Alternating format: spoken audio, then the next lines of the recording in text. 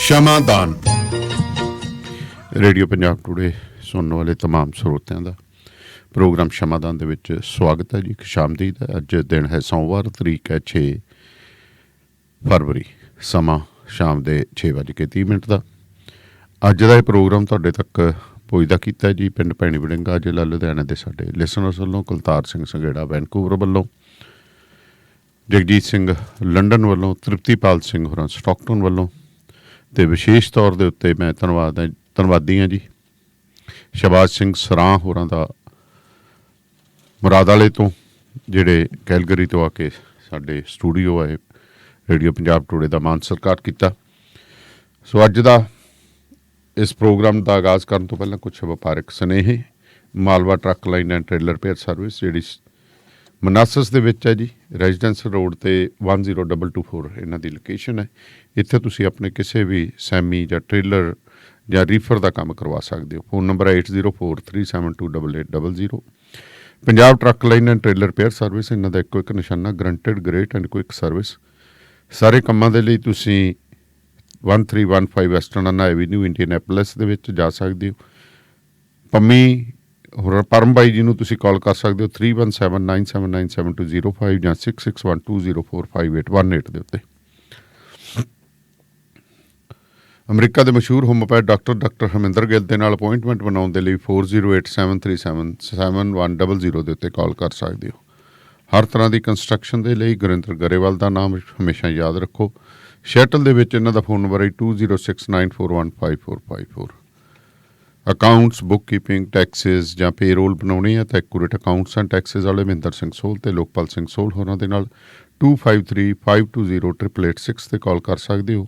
ਇਹਨਾਂ ਦੀ ਲੋਕੇਸ਼ਨ ਹੈ ਜੀ ਕੈਂਟ ਵਾਸ਼ਿੰਗਟਨ ਦੇ ਵਿੱਚ 104 ਐਵੀਨਿਊ ਅਤੇ 24915। ਵਾਸ਼ਿੰਗਟਨ ਫਰੇਟ ਸਰਵਿਸ ਜਿਹੜੀ ਸੈਟਲ ਏਰੀਆ 'ਚ ਓਨਰ, ਆਪਰੇਟਰ ਅਤੇ ਡਰਾਈਵਰ ਹਾਇਰ ਕਰ ਰਹੀ ਹੈ, ਪੰਜਾਬੀ ਦੇ ਵਿੱਚ ਡਿਸਪੈਚ ਕਰਦੇ ਨੇ ਗੁਰਵਿੰਦਰ ਧਾਲੀਵਾਲ ਹੋਰਾਂ ਦੇ ਨਾਲ 2063544060 ਅਤੇ ਜਗਦੇਵ ਸੰਧੂ ਹੋਰਾਂ ਨਾਲ 2532666924 'ਤੇ ਕਾਲ ਕਰ ਸਕਦੇ ਹੋ। ਮੇਰੇ ਨਾਲ ਇਸ ਵਕਤ ਸਰਦਾਰ ਬਖਤੌਰ ਸਿੰਘ ਢਿੱਲੋਂ ਨੇ। ਢਿੱਲੋਂ ਸਾਹਿਬ ਸਤਿ ਸ਼੍ਰੀ ਅਕਾਲ ਜੀ। ਸਤਿ ਸ਼੍ਰੀ ਅਕਾਲ ਜੀ ਦਾਨੇਵਾਲ ਸਾਹਿਬ।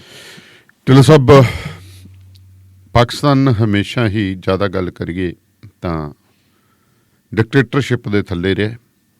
ਪਰਵੇਜ਼ ਮੁਸ਼ਰਫ ਜਿਹੜੇ ਉੱਥੋਂ ਦੇ ਡਿਕਟੇਟਰ ਰਾਸ਼ਟਰਪਤੀ ਰਹੇ ਨੇ। ਮੈਨੂੰ ਉਹ ਸਮਾਂ ਯਾਦ ਹੈ ਜਦੋਂ ਆਗਰੇ ਇਹਨਾਂ ਨੂੰ ਤਾਜ ਦੇ ਵਿੱਚ ਰੱਖਿਆ ਗਿਆ ਸੀ, ਭਾਰਤ ਦੀ ਯਾਤਰਾ ਆਏ ਸੀ। ਬੜੀਆਂ ਗੱਲਾਂ, ਵਾਰਤਾਲਾਪ ਬੜੇ ਅਣਸੁਖਾਵੇਂ ਮਾਹੌਲ ਦੇ ਵਿੱਚ ਆਪਦੀਆਂ ਟਰਮਸ ਐਂਡ ਕੰਡੀਸ਼ਨਸ ਦੇ ਉੱਤੇ ਕੀਤੀਆਂ। ਦਿੱਲੀ 'ਚ ਜਨਮੇ, ਪਾਕਿਸਤਾਨ ਦੇ ਰਾਸ਼ਟਰਪਤੀ ਬਣੇ, ਡਿਕਟੇਟਰ ਬਣੇ, ਚੀਫ ਆਫ ਆਰਮੀ ਸਟਾਫ ਬਣੇ। ਲੰਮੀ ਬਿਮਾਰੀ ਤੋਂ ਬਾਅਦ ਇਹਨਾਂ ਨੂੰ ਵੀ ਜਲਾਵਤਨੀ ਦੇ ਵਿੱਚ ਦੁਬਈ ਜਿਹੜਾ ਹੈ ਆਖਰੀ ਸਾਹ ਲੈਣੇ ਪਏ। ਦਾਨੇਵਾਲ ਸਾਹਿਬ, ਭਾਰਤ ਤੇ ਪਾਕਿਸਤਾਨ ਇੱਕ ਦੇਸ਼ ਹੁੰਦਾ ਸੀ ਜੀ। ਅੰਗਰੇਜ਼ਾਂ ਦੀ ਕੂਟਨੀਤੀ ਨੇ ਤੇ ਦੋ ਤਰ੍ਹਾਂ ਦੀ ਬਦਨੀਤੀ ਨੇ ਦੇਸ਼ ਦੇ 2 ਨਹੀਂ 3 ਟੁਕੜੇ ਕਰਤੇ ਸੀ ਜੀ। ਅੰਗਰੇਜ਼ ਤਾਂ ਚਾਹੁੰਦੇ ਸੀ ਕਿ ਇਹ ਦੇਸ਼ ਕਮਜ਼ੋਰ ਹੋਵੇ ਤੇ ਸਾਡੇ ਤੇ ਡਿਪੈਂਡੈਂਟ ਰਵੇ। ਪਾਰਲੀਮੈਂਟ ਜਿਹੜੀ ਇੰਗਲੈਂਡ ਦੀ ਪਾਰਲੀਮੈਂਟ ਦੇ ਵਿੱਚ ਜਦੋਂ ਬਹਿਸ ਹੋਈ ਸੀ ਜੀ ਦੇਸ਼ ਨੂੰ, ਭਾਰਤ ਨੂੰ ਆਜ਼ਾਦ ਕਰਨ ਵਾਸਤੇ, ਉਦੋਂ ਉੱਥੇ ਇਹ ਗੱਲ ਵੀ ਕਹੀ ਗਈ ਸੀ ਕਿ ਇਹ ਮੌਕਾ ਨਹੀਂ, ਜੇ ਇਹਨੂੰ ਇੱਥੇ ਆਪਾਂ ਇਸ ਦੇਸ਼ ਨੂੰ ਆਜ਼ਾਦ ਕਰਦੇ ਹਾਂ ਜੀ ਤਾਂ ਇੱਥੇ ਜਿਹੜਾ ਹੈਗਾ ਸੋਸ਼ਲ ਐਲੀਮੈਂਟ, ਜੇ ਸ਼ਬਦ ਵਰਤੀਏ ਤਾਂ ਗੁੰਡੇ ਬਦਮਾਸ਼ਾਂ ਵਾਲੀ ਗੱਲ ਆ ਜਾਂਦੀ ਹੈ, ਉਹ ਰਾਜ ਕਰਨਗੇ। ਅਜੇ ਉਹਦੇ ਵਾਸਤੇ ਠੀਕ ਨਹੀਂ। ਇਹ ਜਿਹੜੀ ਉਹਨਾਂ ਦੀ ਪ੍ਰੀਡਿਕਸ਼ਨ ਸੀ, ਇਹ ਪ੍ਰੀਡਿਕਸ਼ਨ ਨਹੀਂ ਸੀ, ਅਸਲ ਦੇ ਵਿੱਚ ਉਹਨਾਂ ਦੀ ਮਨੋਦਸ਼ਾ ਸੀ ਜੀ। ਉਹ ਚਾਹੁੰਦੇ ਸੀ ਕਿ ਅਜਿਹਾ ਕੁਛ ਹੋਵੇ। ਇਹੀ ਕਾਰਨ ਉਹਨੇ 2 ਟੁਕੜੇ ਕੀਤੇ ਤੇ 2 ਟੁਕੜਿਆਂ ਦਾ ਜਿਹੜਾ ਸਭ ਤੋਂ ਵੱਡਾ ਕਾਰਨ ਬਣਿਆ ਜੀ, ਉਹ RSS ਤੇ ਮੁਸਲਿਮ ਲੀਗ ਜੀ, 2 ਆਰਗੇਨਾਈਜੇਸ਼ਨ ਸੀ ਜਿਨ੍ਹਾਂ ਨੇ 2 ਨੇਸ਼ਨ ਦੀ ਥਿਊਰੀ ਦੇ ਉੱਤੇ ਦੇਸ਼ ਨੂੰ ਵੰਡਣ ਵਾਸਤੇ ਰਾਹ ਪੱਧਰਾ ਕੀਤਾ। ਚਲੋ 47 'ਚ ਵੰਡ ਹੋਈ। ਬੜੇ ਵਾਰੀ ਆਪਾਂ ਗੱਲ ਕੀਤੀ ਹੈ ਕਿ ਉਹ ਵੰਡ ਇੰਨੀ ਭਿਆਨਕ ਸੀ। ਦੇਸ਼ਾਂ ਦੀ ਵੰਡ, ਧਰਤੀਆਂ ਦੀ ਵੰਡ ਹੁੰਦੀ ਦੇਖੀ ਹੈ ਜੀ, ਲੇਕਿਨ ਕਦੇ ਆਬਾਦੀ ਨਹੀਂ ਵੰਡੀ ਗਈ ਸੀ। ਤੇ ਸਾਡੇ ਚੜ੍ਹਦੇ ਤੇ ਲਹਿੰਦੇ ਪੰਜਾਬ ਦੇ 10 ਲੱਖ ਪੰਜਾਬੀ ਹੈ ਜਿਹੜੇ ਜੀ, ਉਹ ਅਣਾਈ ਮੌਤ ਮਰੇ, ਨਾ ਚਾਹੁੰਦਿਆਂ ਹੋਇਆ ਵੀ ਮਰੇ। ਤੇ ਉਹਦਾ ਦੁਖਾਂਤ ਅੱਜ ਵੀ ਜੀ ਕਿਸੇ ਨਾ ਕਿਸੇ ਰੂਪ ਦੇ ਵਿੱਚ ਉਹ ਟਸਕਦਾ। ਜੇ ਟਸਕਣ ਦੀ ਗੱਲ ਕਰੋ ਤੁਸੀਂ, ਤੇ ਜਦੋਂ ਵੰਡ ਦੀ ਗੱਲ ਆਉਂਦੀ ਹੈ ਉਦੋਂ ਵੰਡ ਦੇ ਵਿੱਚ ਫਿਰ ਨਾਲ ਦੀ ਨਾਲ ਲਤੀਫਪੁਰਾ ਵੀ ਸਾਹਮਣੇ ਖੜਾ ਹੁੰਦਾ ਜੀ, ਕਿਉਂਕਿ ਲਤੀਫਪੁਰੇ ਦੇ ਜਿਹੜੇ ਲੋਕ ਹੁਣ ਜਿਹੜੇ ਹੈ ਇਹ 47 ਵੇਲੇ ਵੀ ਉਜੜੇ ਸੀ। ਜੇ ਆਪਾਂ ਦੇਖੀਏ 3 ਟੁਕੜੇ ਕਿਵੇਂ ਹੋਏ, ਇੱਕ ਪਾਕਿਸਤਾਨ ਹੋ ਗਿਆ ਜੀ, ਇੱਕ ਪੂਰਬੀ ਪਾਕਿਸਤਾਨ ਜਿਹੜਾ ਅੱਜ ਬੰਗਲਾਦੇਸ਼ ਹੈ ਤੇ ਇੱਕ ਭਾਰਤ, ਜੀ 3 ਦੇਸ਼ ਬਣ ਗਏ। ਤੇ 3 ਦੇਸ਼ਾਂ ਦੇ ਵਿੱਚੋਂ ਸਾਡਾ ਦੇਸ਼ ਦਾ ਕਮੀਆਂ ਪੇਸ਼ੀਆਂ ਦੇ ਬਾਵਜੂਦ, ਬਹੁਤ ਸਾਰੀਆਂ ਕਮੀਆਂ ਪੇਸ਼ੀਆਂ, ਇੱਥੇ ਲੋਕਤੰਤਰ ਦੇ ਨਾਂ ਦੇ ਉੱਤੇ ਜੋਗਤੰਤਰ ਵੀ ਹੈ, ਡੰਡਾ ਤੰਤਰ ਵੀ ਹੈ, ਜੀ ਪਰ ਫਿਰ ਵੀ ਕਿਸੇ ਨਾ ਕਿਸੇ ਰੂਪ ਦੇ ਵਿੱਚ ਸਾਡੇ ਦੇਸ਼ ਦੇ ਵਿੱਚ ਜਿਹੜੀ ਚੀਜ਼ ਸਾਨੂੰ ਬਚਾਈ ਬੈਠੀ ਹੈ ਉਹ ਸਾਡਾ ਕਨਸਟੀਟਿਊਸ਼ਨ, ਬਿਲਕੁਲ, ਜਿਹਦੇ ਵਿੱਚ ਅਸੀਂ ਸੈਕੂਲਰਿਜ਼ਮ ਦੀ ਗੱਲ ਕਰਦੇ ਹਾਂ। ਔਰ ਇਸ ਕਨਸਟੀਟਿਊਸ਼ਨ ਨੂੰ ਵੀ ਡੀਸਟੇਬਲਾਈਜ਼ ਕਰਨ ਦੀ ਕੋਸ਼ਿਸ਼ ਕੀਤੀ ਜਾਂਦੀ ਹੈ, ਜਿਵੇਂ ਕਿ ਹੁਣ ਵੀ ਕੋਸ਼ਿਸ਼ਾਂ ਹੋ ਰਹੀਆਂ, ਪਰ ਇਹਦੇ ਬਾਵਜੂਦ ਵੀ ਡੈਮੋਕ੍ਰੈਟਿਕ ਫੋਰਸਸ ਦਾ ਜਦੋਜਹਿਦ ਕਰਨਾ, ਜੀ ਜੁਡੀਸ਼ਰੀ ਦਾ ਕਿਸੇ ਨਾ ਕਿਸੇ ਰੂਪ ਦੇ ਵਿੱਚ ਕਨਸਟੀਟਿਊਸ਼ਨ ਤੇ ਪਹਿਰਾ ਦੇਣ ਵਾਲੇ ਪਾਸੇ ਨੂੰ ਵਧਣਾ। ਜੀ ਹਾਲਾਂਕਿ ਜੁਡੀਸ਼ਰੀ ਦੇ ਵਿੱਚ ਵੀ ਬੜੇ ਵਾਰੀ ਆਪਾਂ ਦੇਖੀਏ ਕਿ ਪੋਜੀਸ਼ਨਾਂ ਚੇਂਜ ਹੁੰਦੀਆਂ ਦੇਖੀਆਂ, ਚੀਫ ਜਸਟਿਸ ਤੱਕ ਚੇਂਜ ਹੁੰਦੇ ਦੇਖੇ ਹੈ, ਤੇ ਬਾਅਦ ਦੇ ਵਿੱਚ ਅਹੁਦੇ ਵੀ ਲੈਂਦੇ ਦੇਖਦੇ, ਪਰ ਕੁੱਲ ਮਿਲਾ ਕੇ ਜੇ ਦੇਖੀਏ ਤਾਂ ਜੁਡੀਸ਼ਰੀ ਵੀ ਕਨਸਟੀਟਿਊਸ਼ਨ ਨੂੰ ਬਚਾਉਣ ਦੀ ਕੋਸ਼ਿਸ਼ ਕਰਦੀ ਹੈ। ਲੇਕਿਨ ਜੇ ਪਾਕਿਸਤਾਨ ਨੂੰ ਦੇਖੀਏ ਆਪਾਂ, ਤਾਂ ਪਾਕਿਸਤਾਨ ਦਾ ਤਾਂ ਫਿਰ ਆਪਾਂ ਨੇ ਸਾਹਮਣੇ ਹੀ ਹੈ ਸਾਰਾ ਕੁਝ। ਬਿਲਕੁਲ, ਪਾਕਿਸਤਾਨ ਦੇ ਵਿੱਚ ਅੱਧਾ ਕੁ ਸਮਾਂ ਮੇਰਾ ਖਿਆਲ ਅੱਧੋ ਬਾਹਲਾ ਸਮਾਂ ਤਾਂ ਉੱਥੇ ਫੌਜੀ ਤਾਨਾਸ਼ਾਹੀ ਰਹੀ ਹੈ, ਜਿਹਨੂੰ ਅੰਗਰੇਜ਼ੀ 'ਚ ਡਿਕਟੇਟਰਸ਼ਿਪ ਕਹਿ ਦਿੰਦੇ। ਜੀ ਜੀ ਜੀ। ਤੇ ਜੇ ਡੈਮੋਕ੍ਰੈਟਿਕ ਸਰਕਾਰ ਰਹੀ ਵੀ ਹੈ, ਹਾਂਜੀ, ਡੈਮੋਕ੍ਰੈਟਿਕ ਸਰਕਾਰ ਦੀ ਚੋਣ ਲੋਕ ਨਹੀਂ ਕਰਦੇ ਸੀ, ਲੋਕ ਵੋਟਾਂ ਪਾਉਂਦੇ ਸੀ। ਕੌਣ ਹੋਵੇ ਦੇਸ਼ ਦਾ ਪ੍ਰਧਾਨ ਮੰਤਰੀ ਤੇ ਕਿੰਨਾ ਚਿਰ ਰਵੇ, ਇਹਦਾ ਫੈਸਲਾ ਫੌਜ ਕਰਦੀ ਸੀ। ਤੁਸੀਂ ਗੱਲ ਕੀਤੀ ਹੈ ਮੁਸ਼ਰਫ ਸਾਹਿਬ ਦੀ, ਜੀ ਕਿ ਮੁਸ਼ਰਫ ਹੋਰੀ ਦਿੱਲੀ ਦੇ ਵਿੱਚ ਜੰਮੇ, ਤੇ ਦਿੱਲੀ ਦੇ ਵਿੱਚ ਬਾਹਰਲੀ ਹਵੇਲੀ ਵੀ ਹੈ ਜਿਹੜੀ ਜੋ ਤੁਸੀਂ ਗੱਲ ਕਰਦੇ ਹੋ, ਬਾਹਰਲੀ ਹਵੇਲੀ ਦੀ ਵੀ ਜਿਹੜੀ ਹੈਗੀ ਵੀ ਮੈਂ ਹਵੇਲੀ ਦੇਖਣੀ ਹੈ। ਤੇ ਰਾਤੋਂ ਰਾਤ ਭਾਰਤ ਨੇ, ਕਿਉਂਕਿ ਗੁਆਂਢੀ ਦੇਸ਼ ਦਾ ਰਾਸ਼ਟਰਪਤੀ, ਉਹਨਾਂ ਨੇ ਪ੍ਰਬੰਧ ਵੀ ਕੀਤਾ, ਸੜਕ ਬਣਾਈ ਕਿ ਤੁਸੀਂ ਉਹ ਦੇਖਾਓ। ਫਿਰ ਇੱਕ ਸਮਾਂ ਆਇਆ ਸੀ ਜਦੋਂ ਸਾਡੇ ਦੇਸ਼ ਦੇ ਵਿੱਚ ਅਜਿਹੇ ਪ੍ਰਧਾਨ ਮੰਤਰੀ ਬਣੇ ਸੀ ਜਿਨ੍ਹਾਂ ਦਾ ਪਿਛੋਕੜ ਤਾਂ ਭਾਵੇਂ RSS ਦਾ ਸੀ, ਪਰ ਫਿਰ ਵੀ RSS ਦੇ ਬਾਕੀ ਲੀਡਰਾਂ ਦੇ ਨਾਲੋਂ ਉਹਨਾਂ ਦਾ ਫਰਕ ਸੀ। ਉਹ ਚਾਹੁੰਦੇ ਸੀ ਕਿ ਜੇ ਭਾਰਤੀ ਉਪ ਮਹਾਦੀਪ ਨੇ ਤਰੱਕੀ ਕਰਨੀ ਤੇ ਸ਼ਾਂਤੀ ਹੋਣੀ ਜ਼ਰੂਰੀ ਹੈ, ਜੀ ਆਪਸੀ ਸਹਿਯੋਗ ਹੋਣਾ ਜ਼ਰੂਰੀ ਹੈ। ਤੇ ਦਾਨੀਵਾਲੀਆ ਸਾਹਿਬ, ਫਿਰ ਤੁਹਾਨੂੰ ਪਤਾ ਵੀ ਸਮਝੌਤਾ ਐਕਸਪ੍ਰੈਸ ਵੀ ਚੱਲੀ ਸੀ, ਇੱਕ ਬੱਸ ਨਹੀਂ ਚੱਲੀ, 2 ਬੱਸਾਂ ਚੱਲੀਆਂ ਸੀ, ਇੱਕ ਕਸ਼ਮੀਰ ਨੂੰ ਜਾਂਦੀ ਸੀ ਤੇ ਇੱਕ ਪੰਜਾਬ ਲਾਹੌਰ ਨੂੰ ਜਾਂਦੀ ਸੀ। ਉਹ ਬੱਸ ਨੂੰ ਹਰੀ ਝੰਡੀ ਦੇਣੀ ਸੀ ਸਾਡੇ ਉਸ ਵੇਲੇ ਦੇ ਪ੍ਰਧਾਨ ਮੰਤਰੀ ਅਟਲ ਬਿਹਾਰੀ ਵਾਜਪਾਈ ਨੇ, ਪਰ ਉਹਨੇ ਵੱਡਾ ਦਿਲ ਦਿਖਾਇਆ। ਉਹਨੇ ਕਿਹਾ ਯਾਰ ਝੰਡੀ ਕੀ ਦੇਣੀ ਹੈ, ਮੈਂ ਸਾਰਾ 25-30 ਕਿਲੋਮੀਟਰ ਤਾਂ ਹੈਗਾ, ਆਪਾਂ ਉੱਥੇ ਹੀ ਨਾਲ ਹੀ ਚੱਲਦੇ, ਬੈਠ ਕੇ ਨਾਲੇ ਗੱਲਾਂ ਬਾਤਾਂ ਕਰਾਂਗੇ। ਉਹ ਬੱਸ ਦੇ ਵਿੱਚ ਚੜ੍ਹ ਕੇ ਗਏ। ਦਾਨੀਵਾਲੀਆ ਸਾਹਿਬ, ਪ੍ਰੋਟੋਕੋਲ ਇਹ ਡਿਮਾਂਡ ਕਰਦਾ ਹੈ ਜੀ ਕਿ ਜਦੋਂ ਕਿਸੇ ਦੇਸ਼ ਦਾ ਪ੍ਰਧਾਨ ਮੰਤਰੀ ਆਵੇ, ਉੱਥੋਂ ਦੀ ਸਰਕਾਰ ਦੇ ਨਾਲ ਨਾਲ ਜਿਹੜੀਆਂ 3 ਫੌਜਾਂ, ਪੈਦਲ ਫੌਜ, ਹਵਾਈ ਫੌਜ ਤੇ ਹਵਾਈ, ਜਲ ਤੇ ਥਲ, ਹਾਂ, ਤਿੰਨੇ ਫੌਜਾਂ, ਜਿਹੜੇ 3 ਫੌਜਾਂ ਦੇ ਮੁਖੀ ਹੋਣੇ ਚਾਹੀਦੇ ਹੈ। ਹਵਾਈ ਸੈਨਾ ਦੇ ਵੀ ਸੀਗੇ, ਜਲ ਸੈਨਾ ਦੇ ਵੀ ਸੀ, ਲੇਕਿਨ ਥਲ ਸੈਨਾ ਦੇ ਮੁਖੀ ਪਰਵੇਜ਼ ਮੁਸ਼ਰਫ ਸਾਹਿਬ ਸੀ। ਇਹ ਹੈ ਨਹੀਂ ਸੀ। ਉੱਥੇ ਅਮਨ ਦੀਆਂ ਗੱਲਾਂ ਚੱਲੀਆਂ, ਅਮਨ ਦੀਆਂ ਘੁੱਗੀਆਂ ਦੀਆਂ ਗੱਲਾਂ ਚੱਲੀਆਂ, ਦੋਨਾਂ ਦੇਸ਼ਾਂ ਨੂੰ ਆਪਸੀ ਸਹਿਯੋਗ ਦੀਆਂ ਗੱਲਾਂ ਚੱਲੀਆਂ। ਵਾਜਪਾਈ ਸਾਹਿਬ ਨੇ ਔਰ ਨਵਾਜ਼ ਸ਼ਰੀਫ ਸਾਹਿਬ ਨੇ ਗੱਲਾਂ ਕੀਤੀਆਂ, ਸਾਰਾ ਕੁਝ ਕੀਤਾ ਕਰਾਇਆ। ਤੇ ਕਿੱਥੇ ਸੀ ਉਸ ਵੇਲੇ ਮੁਸ਼ਰਫ ਸਾਹਿਬ? ਜੀ, ਇਹ ਕਾਰਗਿਲ ਦੀਆਂ ਪਹਾੜੀਆਂ ਤੇ ਉੱਥੇ ਸਾਜ਼ਿਸ਼ਾਂ ਕਰ ਰਹੇ, ਸਾਜ਼ਿਸ਼ਾਂ ਨਹੀਂ, ਉੱਥੇ ਮਤਲਬ ਯੁੱਧ ਨੀਤੀ ਤਿਆਰ ਕਰ ਰਹੇ ਸੀ। ਉਹੀ ਸਾਜ਼ਿਸ਼ ਹੀ, ਹਾਂਜੀ, ਯੁੱਧ ਨੀਤੀ ਤਿਆਰ ਕਰ ਰਹੇ ਸੀ। ਤੇ ਯੁੱਧ ਨੀਤੀ ਦਾ ਨਤੀਜਾ ਇਹ ਹੋਇਆ ਕਿ ਵਾਜਪਾਈ ਸਾਹਿਬ ਮੁੜੇ ਹੈ ਤੇ ਨਾਲ ਦੀ ਨਾਲ ਕਾਰਗਿਲ ਦੀਆਂ ਪਹਾੜੀਆਂ ਦੇ ਉੱਤੇ ਆ ਕੇ ਕਬਜ਼ਾ ਕਰ ਲਿਆ। ਉਹ ਕਬਜ਼ਾ ਕਰ ਲਿਆ। ਸਾਡਾ ਸਿਸਟਮ ਉਸ ਵੇਲੇ ਇੰਨਾ ਕੋਈ ਮਜ਼ਬੂਤ ਨਹੀਂ ਸੀ ਜੀ, ਲੇਕਿਨ ਜਿਹੜੇ ਸਾਡੇ ਉੱਥੇ ਚਰਵਾਹੇ ਸੀ, ਭੇਡਾਂ ਬੱਕਰੀਆਂ ਚਾਰਨ ਵਾਲੇ ਲੋਕ, ਉਹਨਾਂ ਨੇ ਸਾਡੀ ਜਿਹੜੀ ਹੈਗੀ ਫੌਜ ਨੂੰ ਇਨਫੋਰਮ ਕੀਤਾ, ਗੱਲ ਕੀਤੀ, ਤੇ ਫਿਰ ਗਹਿ ਗੱਚਵੀਂ ਲੜਾਈ ਹੋਈ ਜੀ। ਤੇ ਉਸ ਲੜਾਈ ਦੇ 2-3 ਮਾਮਲੇ ਹੈ ਕਿ ਅਸੀਂ ਭਾਵੇਂ ਸੀ ਉਸ ਵੇਲੇ ਬੜੇ ਔਖੇ ਸਮੇਂ 'ਚ, ਇਹ ਉੱਪਰ ਬੈਠੇ ਸੀ ਪਾਕਿਸਤਾਨ ਵਾਲੇ, ਸੀ ਨੀਚੇ ਬੈਠੇ ਸੀ। ਕਿਹਾ ਇਹ ਗਿਆ ਕਿ ਇਹ ਮੁਜਾਹਿਦ ਹੈ ਜੀ, ਪਰ ਸੀ ਉਹ ਆਰਮੀ ਵਾਲੇ ਸੀਗੇ। ਉਹ ਤਾਂ ਹੁਣ ਗੱਲਾਂ ਬਾਹਰ ਆ ਗਈਆਂ BBC ਦੀਆਂ, ਜਦੋਂ ਉਹਨਾਂ ਫੈਮਲੀਜ਼ ਦੇ ਨਾਲ ਗੱਲਾਂ ਕੀਤੀਆਂ ਉਦੋਂ ਪਤਾ ਲੱਗਿਆ 2 ਕੈਪਟਨਾਂ ਦੇ ਪਰਿਵਾਰਾਂ ਦੀਆਂ ਪਈਆਂ ਵੀ। ਕਹਿੰਦੀ ਮੈਂ ਮੁਸ਼ਰਫ ਕੋਲ, ਇੱਕ ਕਹਿੰਦੀ ਉਹਦੀ ਮਾਂ ਕਹਿੰਦੀ ਮੈਂ ਜਾਂਦੀ ਰਹੀ ਹਾਂ, ਤੇ ਕਹਿੰਦੀ ਗੌਲਿਆ ਨਹੀਂ, ਕਹਿੰਦੀ ਵੀ ਤੂੰ ਚੁੱਪ ਕਰ, ਬਸ ਤੈਨੂੰ ਜੋ ਬਣਦਾ ਦੇ ਦਿਆਂਗੇ। ਪਤਾ ਲੱਗਦਾ ਸੀ ਨਾ ਵੀ ਪਤਾ ਨਾ ਲੱਗ ਜੇ। ਖੈਰ ਉਹਦਾ ਹੋਇਆ ਜੋ ਕੁਛ ਹੋਇਆ ਕਿ ਅਸੀਂ ਉਹ ਫਤਿਹ ਹਾਸਲ ਕੀਤੀ ਜੀ। ਤੇ ਫਤਿਹ ਹਾਸਲ ਕਰਨ ਦੇ 2 ਤਰੀਕੇ ਸੀ। ਇੱਕ ਤਾਂ ਸਾਡੇ ਜਾਂਬਾਜ਼ ਜਵਾਨ ਸੀ ਜਿਹੜੇ, ਉਹਨਾਂ ਦਾ ਹੌਸਲਾ, ਉਹਨਾਂ ਦੀ ਦ੍ਰਿੜਤਾ ਤੇ ਆਪਣੇ ਕਰਤੱਵ ਪ੍ਰਤੀ ਉਹਨਾਂ ਦੀ ਨਿਸ਼ਠਾ, ਇੱਕ ਤਾਂ ਇਹ। ਤੇ ਦੂਜਾ ਦਾਨੀਵਾਲੀਆ ਸਾਹਿਬ, ਜਿਹਨੂੰ ਸਭ ਤੋਂ ਮਾੜਾ ਭੰਡਿਆ ਗਿਆ ਸੀ, ਬੋਫਰਸ ਤੋਪਾ, ਉਹਦਾ ਨਤੀਜਾ ਇਹ ਹੋਇਆ ਕਿ ਉਹ ਸਾਰਾ ਕੁਛ ਜਿਹੜਾ ਹੈਗਾ ਸੀ ਫਤਿਹ ਕਰ ਲਿਆ। ਫਤਿਹ ਕਰਨ ਤੋਂ ਬਾਅਦ ਨਵਾਜ਼ ਸ਼ਰੀਫ ਤੇ ਫਿਰ ਮੁਸ਼ਰਫ ਸਾਹਿਬ ਜੀ ਜਦੋਂ ਦੇਖਿਆ ਕਿ ਗੱਲ ਹੁਣ ਭਾਰਤ ਅਗਾਂਹ ਵਧੂਗਾ, ਫਿਰ ਦੋਨੋਂ ਜਣੇ ਅਮਰੀਕਾ ਗਏ ਜੀ, ਔਰ ਅਮਰੀਕਾ ਜਾ ਕੇ ਅਮਰੀਕਾ ਦੇ ਰਾਸ਼ਟਰਪਤੀ ਦੀਆਂ ਕੀਤੇ ਮਿੰਨਤਾਂ ਤਰਲੇ ਵੀ ਸਾਡਾ ਖਹਿੜਾ ਛਡਵਾਓ, ਜਿਵੇਂ ਮਰਜ਼ੀ ਛਡਵਾਓ। ਅਮਰੀਕਾ ਨੇ ਫਿਰ ਵਿਚੋਲਗਿਰੀ ਕਰਕੇ ਤੇ ਖਹਿੜਾ ਛਡਵਾਤਾ। ਉਹ ਤੋਂ ਬਾਅਦ ਕੀ ਹੋਇਆ ਕਿ ਮਿਸਟਰ ਮੁਸ਼ਰਫ ਸਾਹਿਬ ਜੀ ਇਹ ਚੀਨ 'ਚ ਗਏ ਸੀ, ਤੇ ਬਾਅਦ ਦੇ ਵਿੱਚ ਜਿਹੜੇ ਇੱਥੇ ਸੀਗੇ ਪ੍ਰਧਾਨ ਮੰਤਰੀ ਸਾਹਿਬ, ਉਹਨਾਂ ਨੇ ਇਹਨਾਂ ਨੂੰ ਅਹੁਦੇ ਤੋਂ ਹਟਾਤਾ। ਤੇ ਅਹੁਦੇ ਤੋਂ ਹਟਾਤਾ, ਇਹ ਜਹਾਜ਼ ਲੈ ਕੇ ਆ ਗਏ ਇੱਧਰ ਨੂੰ, ਤੇ ਜਹਾਜ਼ ਨੂੰ ਉਤਰ ਨਹੀਂ ਸੀ ਦਿੱਤਾ ਜਾ ਰਿਹਾ। ਹਾਂ ਅਲਟੀਮੇਟਲੀ ਜਿਹੜੀ ਉਹਨਾਂ ਦੀ ਫੌਜ ਵਾਲੇ ਬੰਦੇ ਸੀ, ਉਹਨਾਂ ਨੇ ਨਵਾਜ਼ ਸ਼ਰੀਫ ਨੂੰ ਜਾ ਕੇ ਰਿਹਾ। ਨਵਾਜ਼ ਸ਼ਰੀਫ ਅੰਦਰ ਤੇ ਇਹ ਜੀ CEO ਚੀਫ ਐਗਜ਼ੈਕਟਿਵ ਆਫਿਸਰ, ਤੇ ਫਿਰ ਇਹਨਾਂ ਨੇ ਚੋਣ ਦੇ ਨਾਂ ਦੇ ਉੱਤੇ ਢਮਢਮਾ ਜਿਹਾ ਕਰ ਲਿਆ ਤੇ ਪ੍ਰੈਜ਼ੀਡੈਂਟ ਬਣ ਗਏ।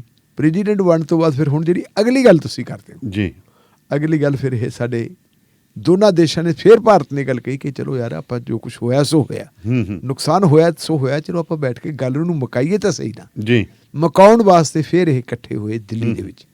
ਦਿੱਲੀ ਦੇ ਵਿੱਚ ਟਹਿਲ ਸੇਵਾ ਕਰਨ ਦੇ ਵਿੱਚ ਪ੍ਰੋਟੋਕੋਲ ਦੇ ਉੱਤੋਂ ਦੀ ਜਾ ਕੇ, ਉਦੋਂ ਬਾਅਦ ਜਾ ਕੇ ਸਾਰੀ ਇਹਨਾਂ ਦੀ ਸੇਵਾ ਪਾਣੀ ਕੀਤੀ, ਮਾਨ ਤਾਨ ਬਖਸ਼ਿਆ, ਔਰ ਤੁਹਾਡਾ ਆਗਰਾ ਵੀ ਦਿਖਾਇਆ, ਔਰ ਫਿਰ ਇੱਕ ਸਮਝੌਤਾ ਜਿਹੜਾ ਹੈਗਾ ਉਹਦਾ ਖਾਕਾ ਤਿਆਰ ਹੋ ਗਿਆ, ਖਰੜਾ ਤਿਆਰ ਹੋ ਗਿਆ। ਖਰੜਾ ਦੇਖਿਆ ਗਿਆ ਸਹੀ ਪਾਤੀ ਕਿ ਠੀਕ ਹੈ ਜੀ ਖਰੜਾ ਸਹੀ ਹੈ, ਠੀਕ ਹੈ, ਇਹਨੂੰ ਚੰਗੀ ਤਰ੍ਹਾਂ ਬਣਾ ਲਓ, ਸਮਝੌਤੇ ਵਾਲੀ ਸ਼ਕਲ ਦੇ ਲਓ ਇਹਨੂੰ। ਜਿਹੜਾ ਡਾਕੂਮੈਂਟ ਤਾਂ ਫਿਰ ਉਵੇਂ ਹੀ ਬਣਨਾ ਸੀ, ਪਹਿਲਾਂ ਤਾਂ ਪੁਆਇੰਟਾਂ 'ਤੇ ਹੋਈ ਸੀ ਗੱਲ। ਜਦੋਂ ਐਨ ਡਾਕੂਮੈਂਟ ਸਾਰਾ ਕੁਝ ਬਣ ਗਿਆ, ਪ੍ਰੈਸ ਕਾਨਫਰੰਸ ਵਾਸਤੇ ਦੇਸ਼ ਵਿਦੇਸ਼ ਦੇ ਪੱਤਰਕਾਰਾਂ ਨੂੰ ਇਨਫੋਰਮ ਕਰਤਾ ਕਿ ਆਓ ਜੀ ਪ੍ਰੈਸ ਕਾਨਫਰੰਸ ਕਰਨੀ ਹੈ। ਸਾਡੇ ਪ੍ਰਧਾਨ ਮੰਤਰੀ ਸਾਹਿਬ ਤਿਆਰ, ਤੇ ਐਨ ਮੌਕੇ ਦੇ ਉੱਤੇ ਆ ਕੇ ਮੁਸ਼ਰਫ ਸਾਹਿਬ ਕਹਿੰਦੇ ਖੋ ਨਾ ਮਾਨੂੰ, ਤੇ ਸਿਰ ਫੇਰਤਾ ਸੀ, ਕਹਿੰਦਾ ਵੀ ਆਪਾਂ ਚੱਲੇ ਵਾਪਸ।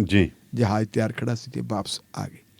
ਉਹ ਤੋਂ ਬਾਅਦ ਫਿਰ ਜੋ ਕੁਝ ਪਾਕਿਸਤਾਨ ਦੇ ਵਿੱਚ ਹੋਇਆ, ਉਹਦਾ ਨਤੀਜਾ ਇਹ ਹੋਇਆ ਕਿ ਜਦੋਂ ਬੇਨਜ਼ੀਰ ਦਾ ਮਰਡਰ ਹੁੰਦਾ ਹੈ ਜੀ, ਉਸ ਵੇਲੇ ਫਿਰ ਪਾਕਿਸਤਾਨ ਦੇ ਵਿੱਚ ਚਲੋ ਫਿਰ ਵੀ ਹੈ ਤਾਂ ਸਾਡੇ ਭਰਾ ਹੀ, ਖੂਨ ਤਾਂ ਸਾਡੇ ਵਾਲਾ ਹੀ ਹੈ ਉਹਨਾਂ 'ਚ ਵੀ। ਇਹ ਵੱਖਰੀ ਗੱਲ ਹੈ ਕਿ ਕਿਸੇ ਨੇ ਇਸਲਾਮ ਗ੍ਰਹਿਣ ਕਰ ਲਿਆ ਤੇ ਕੋਈ ਹਿੰਦੂ ਤੇ ਕੋਈ ਸਿੱਖ ਬਣ ਗਏ। ਉਹਨਾਂ ਦੇ ਵਿੱਚ ਫਿਰ ਇਹ ਆਇਆ ਕਿ ਯਾਰ ਇਹ ਤਾਂ ਬਹੁਤ ਮਾੜਾ ਹੋਇਆ। ਉਹ ਫਿਰ ਚਾਹੁਣ ਨਾ ਚਾਹੁਣ ਦੇ ਬਾਵਜੂਦ ਵੀ ਉੱਥੇ ਇਹਨਾਂ ਦੀ ਪਾਰਟੀ ਤੇ ਜਿਹਨੂੰ ਇਹ ਜਿਤਾਉਣਾ ਚਾਹੁੰਦੇ ਸੀ ਉਹ ਹਾਰ ਗਏ ਜੀ, ਤੇ ਪੀਪਲਜ਼ ਪਾਰਟੀ ਆਫ ਪਾਕਿਸਤਾਨ ਉਹਨਾਂ ਦਾ ਧੜਾ ਜਿਹੜਾ ਸੀਗਾ, ਜਿਹੜੇ ਉਹਨਾਂ ਦੇ ਅਲਾਈ ਸੀ, ਉਹ ਜਿੱਤ ਗਏ ਸੀ ਜੀ। ਫਿਰ ਇਹ ਸਥਿਤੀ ਬਣ ਗਈ ਕਿ ਹੁਣ ਮੁਸ਼ਕਲ ਹੈ ਇੱਥੇ ਰਹਿਣਾ, ਮੁਕੱਦਮੇ ਚੱਲਣੇ ਸ਼ੁਰੂ ਹੋ ਗਏ, ਸਜ਼ਾਏ ਮੌਤ ਤੱਕ ਦੀ ਵੀ ਸਜ਼ਾ ਦੇਤੀ ਸੀ ਜੀ। ਇਹ ਫਿਰ ਉੱਥੋਂ ਆਪਣੇ ਪੱਤਰੇ ਬਾਚ ਕੇ ਚਲੇ ਗਏ ਸੀ ਦੁਬਈ ਇਲਾਜ ਦੇ ਨਾਂ ਥੱਲੇ, ਤੇ ਇਹ ਵਾਪਸ ਨਹੀਂ ਸੀ ਆਏ। ਹੁਣ ਉੱਥੋਂ ਖਬਰ ਆ ਗਈ ਹੈ ਕੱਲ੍ਹ ਕਿ ਉਹਨਾਂ ਦੀ ਮੌਤ ਹੋ ਗਈ, ਤੇ ਮੌਤ ਹੋਣ ਤੋਂ ਬਾਅਦ ਫਿਰ ਉਹਨਾਂ ਦੇ ਪਰਿਵਾਰ ਨੇ ਕਿਹਾ ਕਿ ਜੀ ਅਸੀਂ ਬੌਡੀ ਮੁਸ਼ਰਫ ਸਾਹਿਬ ਦੀ ਪਾਕਿਸਤਾਨ ਲੈ ਕੇ ਆਉਣੀ ਹੈ ਜੀ। ਦਾਨੇਵਾਲੀਆ ਸਾਹਿਬ ਦੇਖੋ, ਨਵਾਜ਼ ਸ਼ਰੀਫ ਦਾ ਭਰਾ ਇਸ ਵੇਲੇ ਪ੍ਰਾਈਮ ਮਿਨਿਸਟਰ ਹੈ, ਜਿਸ ਨਵਾਜ਼ ਸ਼ਰੀਫ ਨੂੰ ਫੜ ਕੇ ਅੰਦਰ ਦਿੱਤਾ ਸੀ। ਫਿਰ ਕੱਲਾ ਅੰਦਰ ਨਹੀਂ ਦਿੱਤਾ ਸੀ, ਉਹਨੂੰ ਫਿਰ ਭੁੱਟੋ ਵਾਲਾ ਹਸ਼ਰ ਵੀ ਯਾਦ ਕਰਵਾਇਆ ਸੀ ਕਿ ਕੀ ਹੋਇਆ ਸੀ, ਤੇ ਰਾਤ ਨੂੰ ਉਹਦੇ ਵਾਲੀ ਕਾਲ ਕੋਠੜੀ ਦੇ ਵਿੱਚ ਸੱਪ ਵੀ ਛੱਡਿਆ ਗਿਆ ਸੀ। ਹੁਣ ਇਹ ਪ੍ਰੋਟੋਕੋਲ ਦਾ ਮਾਮਲਾ ਹੁੰਦਾ ਹੈ ਕਿ ਚਲੋ ਸਾਬਕਾ ਰਾਸ਼ਟਰਪਤੀ ਕਿਸੇ ਵੀ ਢੰਗ ਨਾਲ ਬਣਿਆ, ਤੇ ਸ਼ਾਹਬਾਜ਼ ਸ਼ਰੀਫ ਹੋਰਾਂ ਨੇ ਵੀ ਜਿਹੜੀ ਹੈਗੀ ਹੈ ਉਹਨਾਂ ਨੂੰ ਸ਼ਰਧਾਂਜਲੀ ਭੇਟ ਕੀਤੀ ਹੈ, ਦੁੱਖ ਪ੍ਰਗਟ ਕੀਤਾ ਹੈ। ਆਰਮੀ ਦੇ ਜਰਨੈਲਾਂ ਨੇ ਵੀ ਦੁੱਖ ਪ੍ਰਗਟ ਕੀਤਾ ਹੈ, ਤੇ ਹੁਣ ਕਹਿੰਦੇ ਸ਼ਾਇਦ ਤੁਰ ਪਿਆ ਹੋਣਾ ਹੈ। ਜਹਾਜ਼ ਤਿਆਰ ਵੀ ਕਰਤਾ ਸੀ ਜੀ, ਪਾਕਿਸਤਾਨ ਦਾ ਜਹਾਜ਼ ਜਿਹੜਾ ਹੈਗਾ ਉਹ ਬੋਡੀ ਨੂੰ ਲੈਣ ਵਾਸਤੇ ਦੁਬਈ ਨੂੰ ਗਿਆ, ਤੇ ਦੁਬਈ ਦੇ ਹਸਪੀਟਲ 'ਚ ਹੀ ਮੌਤ ਹੋਈ ਹੈ। ਉਹ ਤੋਂ ਬਾਅਦ ਲੈ ਕੇ ਹੁਣ ਉਹਨਾਂ ਦਾ ਜਿਹੜਾ ਉਹਨਾਂ ਨੂੰ ਸਰਕਾਰੀ ਸਨਮਾਨਾਂ ਦੇ ਨਾਲ, ਕਿਉਂਕਿ ਜਿਸ ਢੰਗ ਦਾ ਜਹਾਜ਼ ਭੇਜਿਆ ਜਾ ਰਿਹਾ, ਸਰਕਾਰੀ ਸਨਮਾਨਾਂ ਦੇ ਨਾਲ ਹੀ ਉਹਨਾਂ ਨੂੰ ਦਫਨਾਇਆ ਜਾਊਗਾ। ਇਤਿਹਾਸ ਦੇ ਪਾਤਰ ਹੁੰਦੇ ਆ ਕੁਛ, ਕੋਈ ਕਿਸੇ ਰੂਪ ਦੇ ਵਿੱਚ, ਕੋਈ ਕਿਸੇ ਰੂਪ ਦੇ ਵਿੱਚ। ਅਕਸਰ ਦਾਨੇਵਾਲੀਆ ਸਾਹਿਬ ਆਪਾਂ ਇਹ ਦੇਖਦੇ ਹਾਂ ਕਿ ਜਦੋਂ ਤੁਸੀਂ ਲੋਕਤੰਤਰ ਕਦਰਾਂ ਕੀਮਤਾਂ ਦੇ ਬਖੀਏ ਉਡਾਓਗੇ ਤੇ ਉਦੋਂ ਤੁਹਾਡਾ ਅੰਤ ਉਹ ਹੁੰਦਾ ਜਿਹੜਾ ਮੁਸ਼ਰਫ ਸਾਹਿਬ ਦਾ ਹੋਇਆ। ਚਲੋ ਫਿਰ ਵੀ ਅਸੀਂ ਦੋਨੇ ਦੇਸ਼ ਕਾਮਨਾ ਕਰਦੇ ਹਾਂ ਕਿ ਕੁਦਰਤ ਦੋਨਾਂ ਦੇਸ਼ਾਂ ਦੇ ਆਗੂਆਂ ਨੂੰ ਸਮਤ ਬਖਸ਼ੇ, ਤੇ ਜੇ ਕਿਤੇ ਭਾਰਤ ਤੇ ਪਾਕਿਸਤਾਨ ਸਹਿਯੋਗ ਨਾਲ ਰਹਿ ਪੈਣ, ਇੱਕ ਦੂਜੇ ਦੇ ਨਾਲ ਘੱਟੋ ਘੱਟ ਜਿਹੜੇ ਹੈਗੇ ਭਾਈਚਾਰਕ ਸਾਂਝ ਵਧਾ ਲੈਣ, ਤੇ ਮੇਰੇ ਖਿਆਲ ਮੁਤਾਬਕ ਜਿਹੜਾ ਪੰਜਾਬ ਦਾ ਇਸ ਵੇਲੇ ਇਕਨੋਮਿਕ ਕ੍ਰਾਈਸਿਸ ਹੈ ਨਾ, ਸਭ ਤੋਂ ਜ਼ਿਆਦਾ ਹੁਲਾਰਾ ਪੰਜਾਬ ਦੀ ਆਰਥਿਕਤਾ ਨੂੰ ਮਿਲਣਾ ਜੀ, ਕਿਉਂਕਿ ਪਾਕਿਸਤਾਨ ਦੀ ਹਾਲਤ ਦੇਖੋ ਤੁਸੀਂ ਇਸ ਵੇਲੇ ਕੀ ਹੈ। ਉੱਥੇ ਦਾਨੇਵਾਲੀਆ ਸਾਹਿਬ ਕਹਿੰਦੇ ਕਣਕ ਦਾ ਆਟਾ ਬਹੁਤ ਮਹਿੰਗਾ ਹੋ ਗਿਆ। ਅੱਛਾ, ਇੰਨੀ ਸਾਡੇ ਕਣਕ ਵਾਧੂ ਪਈ ਹੈ। ਬਾਰਡਰ ਖੋਲ ਦਿਓ, ਬਾਰਡਰ ਖੋਲ ਕੇ ਸਾਰੇ ਦਾ ਸਾਰੇ ਭਾਈ ਜਾਣਵਰੇ ਦਾ ਤਾਂ ਵੀ ਸਾਡੇ ਤੱਕ ਫਾਇਦਾ ਹੋ ਜਾਣਾ, ਸਾਡਾ ਤਾਂ ਸਾਡੀ ਵਿਕਦੀ ਬਿਲਕੁਲ ਸਾਡੀ ਗੱਲ ਨੂੰ ਹਟ ਜੂਗੀ। ਔਰ ਜਿੰਨਾ ਇੰਨਾ ਜ਼ਿਆਦਾ ਜਿਹੜਾ ਮੋਹ ਪਿਆਰ ਸਤਿਕਾਰ ਲੋਕ ਕਰਦੇ ਇੱਕ ਦੂਜੇ ਨੂੰ, ਪਾਕਿਸਤਾਨ ਦੇ ਲੋਕ ਕਰਦੇ ਆ, ਸਾਡੇ ਲੋਕ ਕਰਦੇ ਆ, ਲੇਕਿਨ ਹਕੂਮਤਾਂ ਨੂੰ ਕਿਉਂਕਿ ਉਹਨਾਂ ਨੇ ਵੋਟਾਂ ਲੈਣੀਆਂ ਹੁੰਦੀਆਂ, ਇੱਕ ਦੂਜੇ ਦੇ ਖਿਲਾਫ ਭਾਵਨਾਵਾਂ ਭੜਕਾ ਕੇ ਜੇ ਇਹ ਸਿਲਸਿਲਾ ਬੰਦ ਹੋ ਜਾਏ ਤਾਂ ਮੇਰਾ ਖਿਆਲ ਹੈ ਵੀ ਦੋਨੇ ਦੇਸ਼ ਸੁਖ ਵੀ ਵਸਣ। ਜਿਹੜਾ ਅਸੀਂ ਹਥਿਆਰਾਂ ਤੇ ਪੈਸਾ ਲਾ ਰਹੇ ਹਾਂ ਜੀ, ਉਹ ਪੈਸਾ ਅਸੀਂ ਆਪਣੇ ਡਿਵੈਲਪਮੈਂਟ ਦੇ ਉੱਤੇ ਲਾ ਸਕਦੀ ਹੈ। ਪਰ ਉਹ ਜਿਹੜੀਆਂ ਢਿੱਲੋਂ ਸਾਹਿਬ ਤੁਸੀਂ ਵੀ ਸਿਆਣੇ ਹੋ, ਅਮਰੀਕਾ ਵਰਗੇ ਦੇਸ਼ 'ਚ ਨਹੀਂ ਗਨ ਕੀ ਕਹਿੰਦੇ ਆ ਲੌਬੀ ਨੇ ਬੰਦੂਕਾਂ ਬੰਦ ਕਰਨ ਦਿੱਤੀਆਂ ਤੇ ਦੇਸ਼ ਦੇ ਵਿੱਚ ਦੇਸ਼ਾਂ ਦੇ ਵਿੱਚ ਸ਼ਾਂਤੀ ਕਿੱਥੇ ਹੋਣ ਦੇ ਦੇਣਗੇ। ਬਿਲਕੁਲ ਬਿਲਕੁਲ, ਉੱਥੇ ਰੋਜ਼ ਹੀ ਖਬਰਾਂ ਆਉਂਦੀਆਂ। ਹਾਂ, ਸਟੂਡੈਂਟਸ ਨੇ ਬੱਚਿਆਂ ਦੇ ਬੱਚੇ ਇੰਨੇ ਮਾਰਤੇ ਉਹ ਵੀ ਆਟੋਮੈਟਿਕ ਗਨਸ ਦੇ ਉੱਤੇ। ਹੋਰ ਉਹ ਜੇ ਇੱਥੇ ਹੁਣ ਤੁਸੀਂ ਹਿਸਾਬ ਲਾ ਲਓ, ਇੱਕ ਕਾਂਡ ਹੋਇਆ ਉੱਥੇ ਨਿਊਜ਼ੀਲੈਂਡ ਤੇ ਸਾਰੇ ਹਥਿਆਰਾਂ ਤੇ ਪਾਬੰਦੀ ਲੱਗ ਗਈ। ਉਹ ਕਹਿੰਦੇ ਰੱਖਣ ਦੀ ਲੋੜ ਹੀ ਕੀ ਹੈ, ਦੱਸੋ ਅਸੀਂ ਹੈਗੇ ਨਾ। ਬਿਲਕੁਲ ਨਾ, ਹਥਿਆਰਾਂ ਦੀਆਂ ਕੰਪਨੀਆਂ ਜਿਹੜੀਆਂ ਉੱਥੋਂ ਦੀ ਜਿਹੜੀ ਹੈਗੀ ਆ ਫੋਰਨ ਪਾਲਿਸੀ ਹੈ, ਜਿਹੜੀ ਉੱਥੋਂ ਦੀ ਪਾਲਿਸੀ ਉਹ ਬਣਾਉਂਦੀਆਂ ਹਥਿਆਰਾਂ ਦੀਆਂ ਕੰਪਨੀਆਂ। ਬਸ ਵੱਡੇ ਲੋਕ ਹੈ, ਉਹੀ ਹੈ ਨਾ ਵੀ ਚੱਕੀ ਹੋਈ ਪੰਚਾਂ ਦੀ ਥਾਣੇਦਾਰ ਦੇ ਬਰਾਬਰ ਬੋਲੇ, ਦੋਨਾਂ ਦੇਸ਼ਾਂ ਨੂੰ ਲੜਾਉਂਦੇ ਹੈ, ਆਪਸ ਵਿੱਚ ਸਾਰਾ ਕੁਝ ਕਰਦੇ ਹੈ। ਹੁਣ ਤੁਸੀਂ ਦੇਖੋ ਕਿ 2 ਸਾਡੇ ਝਪਟਾਂ ਹੋਈਆਂ, ਕਾਰਗਿਲ ਵਾਲੀ ਝਪਟ ਹੋਈ ਹੈ, ਪੁਲਵਾਮਾ ਤੋਂ ਬਾਅਦ ਜਿਹੜਾ ਕੁਝ ਹੋਇਆ ਸੀ, ਦੋਨਾਂ ਵੇਲਿਆਂ 'ਚ ਜੇ ਦਖਲਅੰਦਾਜ਼ੀ ਕੀਤੀ ਤਾਂ ਅਮਰੀਕਾ ਨੇ ਕੀਤੀ ਜੀ। ਚਲੋ ਇਹ ਤਾਂ ਇਹਨਾਂ ਦੀ ਦਖਲਅੰਦਾਜ਼ੀ ਹੈ ਜੀ। ਤੇ ਹੁਣ ਸਰਕਾਰ ਦੇ ਬਿਆਨਾਂ ਦੀ ਅਖੀਰ ਕਹਿੰਦੇ ਵੀ ਜਿਹੜਾ ਅਡਾਨੀ ਪਿੱਛੇ ਆਉਣਾ ਚਾਹੀਦਾ ਸੀ ਉਹ ਤਾਂ ਨਹੀਂ ਆਇਆ, ਪਰ ਸ਼ੇਅਰਾਂ ਦੇ ਉੱਤੇ ਸਾਡੇ ਵਿੱਤ ਮੰਤਰੀ ਸਾਹਿਬਾਂ ਦਾ ਬਿਆਨ ਆ ਗਿਆ। ਵਿੱਤ ਮੰਤਰੀ ਸਾਹਿਬਾ ਬੋਲ ਪਈ। ਪਹਿਲੀ ਗੱਲ ਤਾਂ ਵੀ ਹੁਣ ਤੱਕ ਕੋਈ ਬੋਲਿਆ ਨਹੀਂ ਸੀ ਜੀ। ਪਾਰਲੀਮੈਂਟ ਦੇ ਵਿੱਚ ਜਦੋਂ ਵਿਰੋਧੀ ਧਿਰਾਂ ਵਾਲੇ ਕਹਿੰਦੇ ਆ ਜੀ ਸਾਨੂੰ ਜਵਾਬ ਚਾਹੀਦੇ ਆ, ਬਹਿਸ ਕਰਾਓ ਇਸ ਮੁੱਦੇ ਤੇ, ਉਹਨਾਂ ਨੇ ਨੋਟਿਸ ਵੀ ਦਿੱਤੇ ਪਾਰਲੀਮੈਂਟ ਦੇ ਦੋਨਾਂ ਸਦਨਾਂ ਦੇ ਵਿੱਚ। ਸਪੀਕਰ ਸਾਹਿਬ ਨੇ ਤੇ ਜਿਹੜੇ ਚੇਅਰਮੈਨ ਸਾਹਿਬ ਆ ਰਾਜ ਸਭਾ ਦੇ ਉਪ ਰਾਸ਼ਟਰਪਤੀ ਜੀ, ਉਹਨਾਂ ਨੇ ਉਹਨਾਂ ਨੋਟਿਸਾਂ ਨੂੰ ਰੱਦ ਕਰਤਾ। ਲੇਕਿਨ ਮੈਡਮ ਨਿਰਮਲਾ ਸੀਤਾਰਮਨ ਜਿਹੜੇ ਸਾਡੇ ਵਿੱਤ ਮੰਤਰੀ ਆ, ਉਹ ਕਹਿੰਦੇ ਸ਼ੇਅਰਾਂ 'ਚ ਜਿਹੜੀ ਗਿਰਾਵਟ ਆਈ ਹੈ ਇਹ ਸਿਰਫ ਇੱਕ ਕੰਪਨੀ ਨਾਲ ਜੁੜਿਆ ਹੋਇਆ ਮਾਮਲਾ ਹੈ ਜੀ। ਬੈਂਕ ਤੇ ਬੀਮਾ ਕੰਪਨੀਆਂ ਕਹਿੰਦੇ ਕਿਸੇ ਕੰਪਨੀ ਨਾਲੋਂ ਲੋੜੋਂ ਵੱਧ ਨਾ ਜੁੜੀਆਂ ਨਹੀਂ ਜੁੜੀਆਂ, ਇਹ ਗੱਲ ਕਹਿਤੀ। ਅਗਲੀ ਗੱਲ ਜਿਹੜੀ ਦਾਨੇ ਵਾਲੀ ਸਭ ਨੇ ਕਿਹਾ ਵੀ ਸ਼ੇਅਰ ਬਾਜ਼ਾਰ ਸਥਿਰ ਰੱਖਣ ਲਈ ਰੈਗੂਲੇਟਰਾਂ ਨੂੰ ਚੌਕਸ ਰਹਿਣ ਦਾ ਮਸ਼ਵਰਾ ਉਹਨਾਂ ਨੇ ਦਿੱਤਾ ਹੈ। ਸਵਾਲ ਹੁਣ ਇੱਥੇ ਆ ਕੇ ਅੜਦਾ ਹੈ ਜੀ ਕਿ ਜਿਹੜਾ ਉਹਨਾਂ ਨੂੰ ਕਰਜ਼ਾ ਦਿੱਤਾ ਜਾ ਰਿਹਾ ਹੈ ਉਹ ਕਿਵੇਂ ਦਿੱਤਾ ਜਾ ਰਿਹਾ। ਵੱਡੀ ਗੱਲ ਇਹ ਹੈ ਕਿ ਮੇਹੁਲ ਚੌਕਸੀ, ਵਿਜੇ ਮਾਲੀਆ, ਇਹ ਜਿਹੜੇ ਲੋਕ ਸੀ, ਵਿਜੇ ਮਾਲੀਆ ਦੇ ਕੋਲੇ ਤੁਹਾਨੂੰ ਪਤਾ ਡਿਪਲੋਮੈਟ ਪਾਸਪੋਰਟ ਸੀ। ਬਿਲਕੁਲ ਉਹ ਰਾਜ ਸਭਾ ਦਾ ਮੈਂਬਰ ਸੀ ਉਸ ਵੇਲੇ। ਔਰ ਵਿਜੇ ਮਾਲੀਆ ਨੇ ਜਿਸ ਕਿਸਮ ਦੇ ਘਪਲੇ ਕੀਤੇ ਸੀ, ਕਾਲੇ ਮਾਲੇ ਕੀਤੇ ਸੀ, ਪਤਾ ਸੀ ਕਿ ਇਹ ਬੰਦਾ ਜਿਹੜਾ ਹੈਗਾ ਉਹਨੂੰ ਜੇਰੇ ਨਿਗਰਾਨੀ ਰੱਖਣਾ ਚਾਹੀਦਾ ਸੀ ਜੀ। ਲੇਕਿਨ ਉਹ ਬੰਦਾ ਪਾਰਲੀਮੈਂਟ ਦੀ ਹਾਲ ਦੇ ਵਿੱਚ ਦੇਸ਼ ਦੇ ਵੱਡੇ ਵੱਡੇ ਲੀਡਰਾਂ ਨੂੰ ਮਿਲਦਾ ਹੈ, ਉਹਨਾਂ ਨਾਲ ਦੁਆ ਸਲਾਮ ਕਰਦਾ ਹੈ ਤੇ ਬੜੇ ਆਰਾਮ ਦੇ ਨਾਲ ਆਪਣਾ ਡਿਪਲੋਮੈਟਿਕ ਪਾਸਪੋਰਟ ਦਾ ਇਸਤੇਮਾਲ ਕਰਦਾ ਹੋਇਆ ਦੇਸ਼ ਤੋਂ ਬਾਹਰ ਚਲਾ ਜਾਂਦਾ ਹੈ। ਭਾਰਤ ਸਰਕਾਰ ਨੇ ਉਹਨੂੰ ਵਾਪਸ ਲਿਆਉਣ ਵਾਸਤੇ ਮੇਰੇ ਖਿਆਲ ਵੀ ਜਿੰਨਾ ਪੈਸਾ ਉਹਨੇ ਸਾਡਾ ਠੱਗਿਆ ਸੀ ਉਦੋਂ ਵੱਧ ਲਾਤਾ ਹੋਣਾ, ਜੇ ਪਤਾ ਨਹੀਂ ਕਿੰਨਾ ਖੋਰ ਲੱਗੂਗਾ ਕਿ ਉਸ ਬੰਦੇ ਨੂੰ ਵਾਪਸ ਲਿਆਂਦਾ ਜਾਵੇ। ਲੇਕਿਨ ਉਹ ਵਾਪਸ ਅਜੇ ਤੱਕ ਆ ਨਹੀਂ ਰਿਹਾ। ਜਦੋਂ ਵਿਦੇਸ਼ਾਂ ਦੇ ਵਿੱਚ ਬੰਦਾ ਜਾਂਦਾ ਰਹੇ, ਉੱਥੇ ਜਾ ਕੇ ਵਿੰਗੇ ਟੇਢੇ ਢੰਗ ਦੇ ਨਾਲ ਕੋਈ ਨਾਗਰਿਕਤਾ ਵਗੈਰਾ ਲੈ ਲਵੇ ਤੇ ਉਹ ਮੁਸ਼ਕਿਲ ਹੋ ਜਾਂਦਾ। ਹੁਣ ਸਵਾਲ ਇਹ ਪੈਦਾ ਹੁੰਦਾ ਹੈ ਕਿ ਕੀ ਮਿਸਟਰ ਅਦਾਨੀ ਇਹ ਨਹੀਂ ਦੇਸ਼ 'ਚੋਂ ਜਾ ਸਕਦੇ? ਜਾਣ ਨੂੰ ਕੀ ਹੋਇਆ? ਇਹਨਾਂ ਦੇ ਲਈ ਤਾਂ ਹੋਰ ਵੀ ਸੌਖਾ ਹੈ ਕਿਉਂਕਿ ਪੋਰਟਾਂ ਇਹਨਾਂ ਦੇ ਕੋਲੇ ਹੈ, ਹਵਾਈ ਅੱਡੇ ਇਹਨਾਂ ਦੇ ਕੋਲੇ ਹੈ, ਜਹਾਜ਼ ਇਹਨਾਂ ਦੇ ਕੋਲੇ, ਇਹਨਾਂ ਤੋਂ ਕੋਈ ਮੁਸ਼ਕਿਲ ਹੀ ਨਹੀਂ। ਤੇ ਜੇ ਮੈਡਮ ਅਜੇ ਵੀ ਇਹ ਗੱਲ ਕਹਿੰਦੇ ਹੈ ਕਿ ਇਹ ਇੱਕ ਕੰਪਨੀ ਦਾ ਮਾਮਲਾ ਹੈ, ਕੰਪਨੀ ਦਾ ਮਾਮਲਾ ਕਿਵੇਂ ਹੋਇਆ ਜੀ? ਜਿਹੜੇ ਪੈਸੇ ਜਮ੍ਹਾਂ ਕਰਵਾਏ ਉਹ ਤਾਂ ਆਮ ਲੋਕਾਂ ਤੋਂ ਲਏ ਨਾ ਸ਼ੇਅਰਾਂ ਦੇ ਵਿੱਚ। ਹੁਣ ਬਹੁਤ ਸਾਰੇ ਲੋਕ ਕਹਿੰਦੇ ਜੀ ਅਡਾਨੀ ਨੂੰ ਬੜਾ ਘਾਟਾ ਪੈ ਗਿਆ, ਉਹਨੂੰ ਕਹਿੰਦਾ ਇਹਨਾਂ ਪੈ ਗਿਆ, ਉਹਨੂੰ ਤੁਹਾਡੇ ਮੇਰੇ ਵਰਗੇ ਨੂੰ ਪਿਆ, ਉਹਦਾ ਲੋਕਾਂ ਦੇ ਪੈਸੇ ਜਿਨ੍ਹਾਂ ਦੇ ਡੁੱਬ ਰਹੇ। 24 ਤਾਰੀਖ ਉਹਦਾ ਆਪਦੀਆਂ ਜਾਇਦਾਦਾਂ ਬਣਾਈ ਬੈਠਾ ਉਹ ਕਿਸੇ ਕੁੱਤਾ ਸਿੰਘ ਝੱਡਾ ਸਿੰਘ ਦੇ ਨਾਂ ਤੇ। ਬਿਲਕੁਲ ਜੀ। 24 ਤਾਰੀਖ ਨੂੰ 24 ਜਨਵਰੀ ਨੂੰ ਹਿੰਡਨਬਰਗ ਦੀ ਰਿਪੋਰਟ ਆਉਂਦੀ ਹੈ। ਉਹਦੇ ਤੋਂ ਲੈ ਉਦੋਂ ਜਿੱਦਣ ਇਹ ਰਿਪੋਰਟ ਆਈ ਹੈ ਉਸ ਦਿਨ ਮਿਸਟਰ ਅਦਾਨੀ ਏਸ਼ੀਆ ਦੇ ਸਭ ਤੋਂ ਅਮੀਰ ਜੀ ਤੇ ਦੁਨੀਆ ਦੇ ਤੀਜੇ ਅਮੀਰ ਸੀਗੇ। ਤੇ ਅੱਜ ਉਹਨਾਂ ਦੀ ਸਥਿਤੀ ਕੀ ਹੈ ਜੀ? ਅੱਜ ਉਹ ਅਮੀਰਾਂ ਦੀ ਲਿਸਟ ਦੇ ਵਿੱਚ 21ਵੇਂ ਨੰਬਰ ਤੇ ਹੈ ਤੇ ਹਰੇ ਹੋਰ ਪਤਾ ਨਹੀਂ ਕਿੱਥੇ ਜਾਣਾ। ਤੇ ਜਿਹੜੇ ਅੰਬਾਨੀ ਤੋਂ ਅੱਗੇ ਸੀ ਹੁਣ ਅੰਬਾਨੀ ਤੋਂ ਪਿੱਛੇ ਹੋ ਗਏ, ਅੰਬਾਨੀ ਅੱਗੇ ਹੋ ਗਿਆ। ਇਹਦੇ ਨਾਲ ਜੇ ਅਗਲੀ ਗੱਲ ਦੇਖੀਏ ਆਪਾਂ ਵੀ ਉਹ ਤਾਂ ਜਿਹੜੇ ਹੈਗੇ ਹੈ ਜੀ, ਇਹਦੇ ਨਾਲ ਜੇ ਆਪਾਂ ਦੇਖੀਏ ਤਾਂ ਉਹਨਾਂ ਦਾ ਜਿਹੜਾ ਸ਼ੇਅਰ ਹੈਗਾ, ਸ਼ੇਅਰ ਜਿਹੜੇ ਉਹਨਾਂ ਦੇ ਟੁੱਟ ਕੇ ਕਿੱਥੇ ਆ ਗਏ ਜੀ? 55% ਟੁੱਟ ਗਏ। ਦੱਸੋ ਹੁਣ ਤੁਹਾਡੇ ਮੇਰੇ ਵਰਗਾਂ ਦੇ ਤਾਂ ਗਏ ਪੈਸੇ, ਉਹ ਤਾਂ ਗਏ, ਸਾਰਿਆਂ ਦੇ ਗਏ। ਹੁਣ ਉਹਨਾਂ ਲੋਕਾਂ ਦੀ ਸੁਰੱਖਿਆ ਕਿਹਨੇ ਕਰਨੀ ਹੈ? ਮੈਡਮ ਨੇ ਇਹ ਗੱਲ ਕਹਿਤੀ ਜੀ ਇਹਨਾਂ ਨੂੰ ਜਿਹੜੇ ਰੈਗੂਲੇਟਰ ਹੈ ਉਹਨਾਂ ਨੂੰ ਸੁਚੇਤ ਰਹਿਣਾ ਚਾਹੀਦਾ। ਸੁਚੇਤ ਰਹੇ ਕਿਉਂ ਨਹੀਂ ਜੀ, ਸਵਾਲ ਇਹ ਹੈ। ਹੁਣ ਇਹਦੇ 'ਚ ਮੈਡਮ ਕਹਿੰਦੇ ਜੀ ਸਾਡੀਆਂ ਜਿਹੜੀਆਂ ਬੈਂਕਿੰਗ ਤੇ ਜਿਹੜੀ ਹੈ ਇੰਸ਼ੋਰੈਂਸ ਕੰਪਨੀਆਂ ਉਹਨੂੰ ਕੋਈ ਬਹੁਤਾ ਫਰਕ ਨਹੀਂ ਪੈਂਦਾ, ਸਾਰੀਆਂ ਕੰਪਨੀਆਂ 'ਚ ਹੀ ਪੈਸਾ ਲਾਇਆ ਹੋਇਆ। ਸਭ ਤੋਂ ਜ਼ਿਆਦਾ ਪੈਸਾ ਜਿਹੜਾ ਲੱਗਿਆ ਹੋਇਆ ਜੀ ਉਹ ਚਾਹੇ SBI ਹੈ ਜੀ, ਚਾਹੇ LIC ਹੈ, ਉਹ ਇਹਨਾਂ 'ਚ ਹੀ ਲੱਗਿਆ। ਔਰ ਹੁਣ ਉਹਦੇ ਖਿਲਾਫ ਬਹਿਸ ਕਿਉਂ ਨਹੀਂ ਕਰਾਈ ਜਾਂਦੀ ਪਾਰਲੀਮੈਂਟ 'ਚ? ਕਰਾਓ। ਰਾਹੁਲ ਗਾਂਧੀ ਹੁਣ ਇਹ ਗੱਲ ਕਹਿੰਦੇ ਸਰਕਾਰ ਡਰਦੀ ਹੈ ਦਾਨੇ ਵਾਲੀ ਜੀ ਤੁਹਾਡੇ ਯਾਦ ਹੈ ਵੀ ਹੁਣ, ਜਦੋਂ ਬੋਫਰਸ ਵਾਲਾ ਮਾਮਲਾ ਹੋਇਆ ਸੀ ਜੀ, ਉਹ ਤਾਂ ਘਪਲਾ ਹੀ ਸਾਰਾ 65 ਕਰੋੜ ਰੁਪਏ ਦਾ ਸੀ। ਉਹ ਘਪਲਾ ਸੀ ਵੀ ਜਾਂ ਨਹੀਂ ਸੀ ਉਹ ਤਾਂ ਰੱਬ ਜਾਣਦਾ। ਨਾ ਰੱਬ ਕੀ ਜਾਣਦਾ, ਸਜ਼ਾ ਹੀ ਨਹੀਂ ਹੋਇਆ ਕੋਈ। ਹਾਂ ਹਾਂ, ਕੋਲ ਘੁਟਾਲਾ ਸੀ ਜਿਹੜਾ, ਉਹਦੇ ਵਿੱਚ ਨਹੀਂ ਕੁਝ ਹੋਇਆ। ਜਿਹੜਾ ਸੀ ਥੋੜਾ ਸਪੈਕਟਰਮ, ਉਹਦੇ 'ਚ ਕੱਖ ਨਹੀਂ ਹੋਇਆ। ਅਦਾਲਤਾਂ 'ਚ ਤਾਂ ਕਿਸੇ ਬੰਦੇ ਨੂੰ ਦੋਸ਼ੀ ਨਹੀਂ ਠਹਿਰਿਆ ਗਿਆ। ਨਿੱਕੇ ਮੋਟੇ ਜੇ ਕੋਈ ਜਿਹੜੇ ਹੈਗੇ ਛੋਟੇ ਮੋਟੇ ਜੇ ਦਰਮਿਆਨੇ ਜੇ ਅਧਿਕਾਰੀ ਫੜ ਕੇ ਦੇਤੇ ਅੰਦਰ, ਉਹ ਕੈਦ ਹੋ ਗਏ। ਬਾਕੀ ਤਾਂ ਸਾਰੇ ਦਾ ਸਾਰਾ ਉਵੇਂ ਦਾ ਉਵੇਂ ਹੀ ਹੈ ਨਾ। ਹੁਣ ਇਹੀ ਚੀਜ਼ ਆਪਾਂ ਜੇ ਦੇਖੀਏ ਕਿ ਬੋਫਰਸ ਵਾਲੇ ਮਾਮਲੇ ਦੇ ਵਿੱਚ ਕਰਵਾ ਲਿਆ, ਤੇ ਇਹਦੀ ਪੜਤਾਲ ਕਿਉਂ ਨਹੀਂ ਕਰਵਾਈ ਜਾ ਰਹੀ? ਇਹ ਵੀ ਜ਼ਰੂਰੀ। ਜਿਹੜੀ ਆਪੋਜੀਸ਼ਨ ਡਿਮਾਂਡ ਕਰਦੀ ਹੈ, ਆਪੋਜੀਸ਼ਨ ਦੋ ਗੱਲਾਂ ਕਹਿੰਦੀ ਹੈ ਕਿ ਜਾਂ ਤਾਂ ਜੁਆਇੰਟ ਪਾਰਲੀਮੈਂਟਰੀ ਕਮੇਟੀ ਤੋਂ ਇਹਦੀ ਜਾਂਚ ਕਰਵਾ ਲਈ ਜਾਵੇ ਜੀ, ਤੇ ਜੇ ਉੱਥੋਂ ਜਾਂਚ ਨਹੀਂ ਕਰਵਾਉਣੀ ਤਾਂ ਘੱਟੋ ਘੱਟ ਸੁਪਰੀਮ ਕੋਰਟ ਦੇ ਚੀਫ ਜਸਟਿਸ ਦੀ ਨਿਗਰਾਨੀ ਹੇਠ ਇਹਦੀ ਜਾਂਚ ਜਿਹੜੀ ਆ ਕਰਵਾਈ ਜਾਵੇ। ਸਰਕਾਰ ਦੋਨਾਂ ਪਾਸਿਆਂ ਤੋਂ ਭੱਜ ਕਿਉਂ ਰਹੀ ਹੈ ਜੀ? ਜੇ ਰੈਗੂਲੇਟਰ ਦੀ ਕੋਈ ਗਲਤੀ ਨਹੀਂ ਹੈਗੀ, ਜੇ ਕਿਸੇ ਕਿਸਮ ਦੀ ਸਰਕਾਰ ਦੀ ਕੋਈ ਕਮੀ ਪੇਸ਼ੀ ਨਹੀਂ ਹੈਗੀ, ਤਾਂ ਫਿਰ ਕੀ ਹੈ? ਮੇਹੁਲ ਚੌਕਸੀ ਦੇ ਬਾਰੇ ਤੁਹਾਡੇ ਯਾਦ ਹੋਣਾ, ਆਪਾਂ ਜ਼ਿਕਰ ਕੀਤਾ ਸੀ ਪਹਿਲਾਂ ਵੀ ਕਈ ਵਾਰੀ ਜੀ, ਕਿ ਜਦੋਂ ਪ੍ਰਧਾਨ ਮੰਤਰੀ ਸਾਹਿਬ ਵਪਾਰੀਆਂ ਦੇ ਨਾਲ ਇੱਕ ਮੀਟਿੰਗ ਕਰ ਰਹੇ ਸੀ ਆਪਦੇ ਘਰ, ਉਦੋਂ ਮੇਹੁਲ ਚੌਕਸੀ ਨੂੰ ਕੀ ਕਿਹਾ ਸੀ? ਮੇਹੁਲ ਭਾਈ ਵੀ यहाँ पे मौजूद है, ਇਹ ਗੱਲ ਕੀਤੀ ਸੀ ਪ੍ਰਧਾਨ ਮੰਤਰੀ।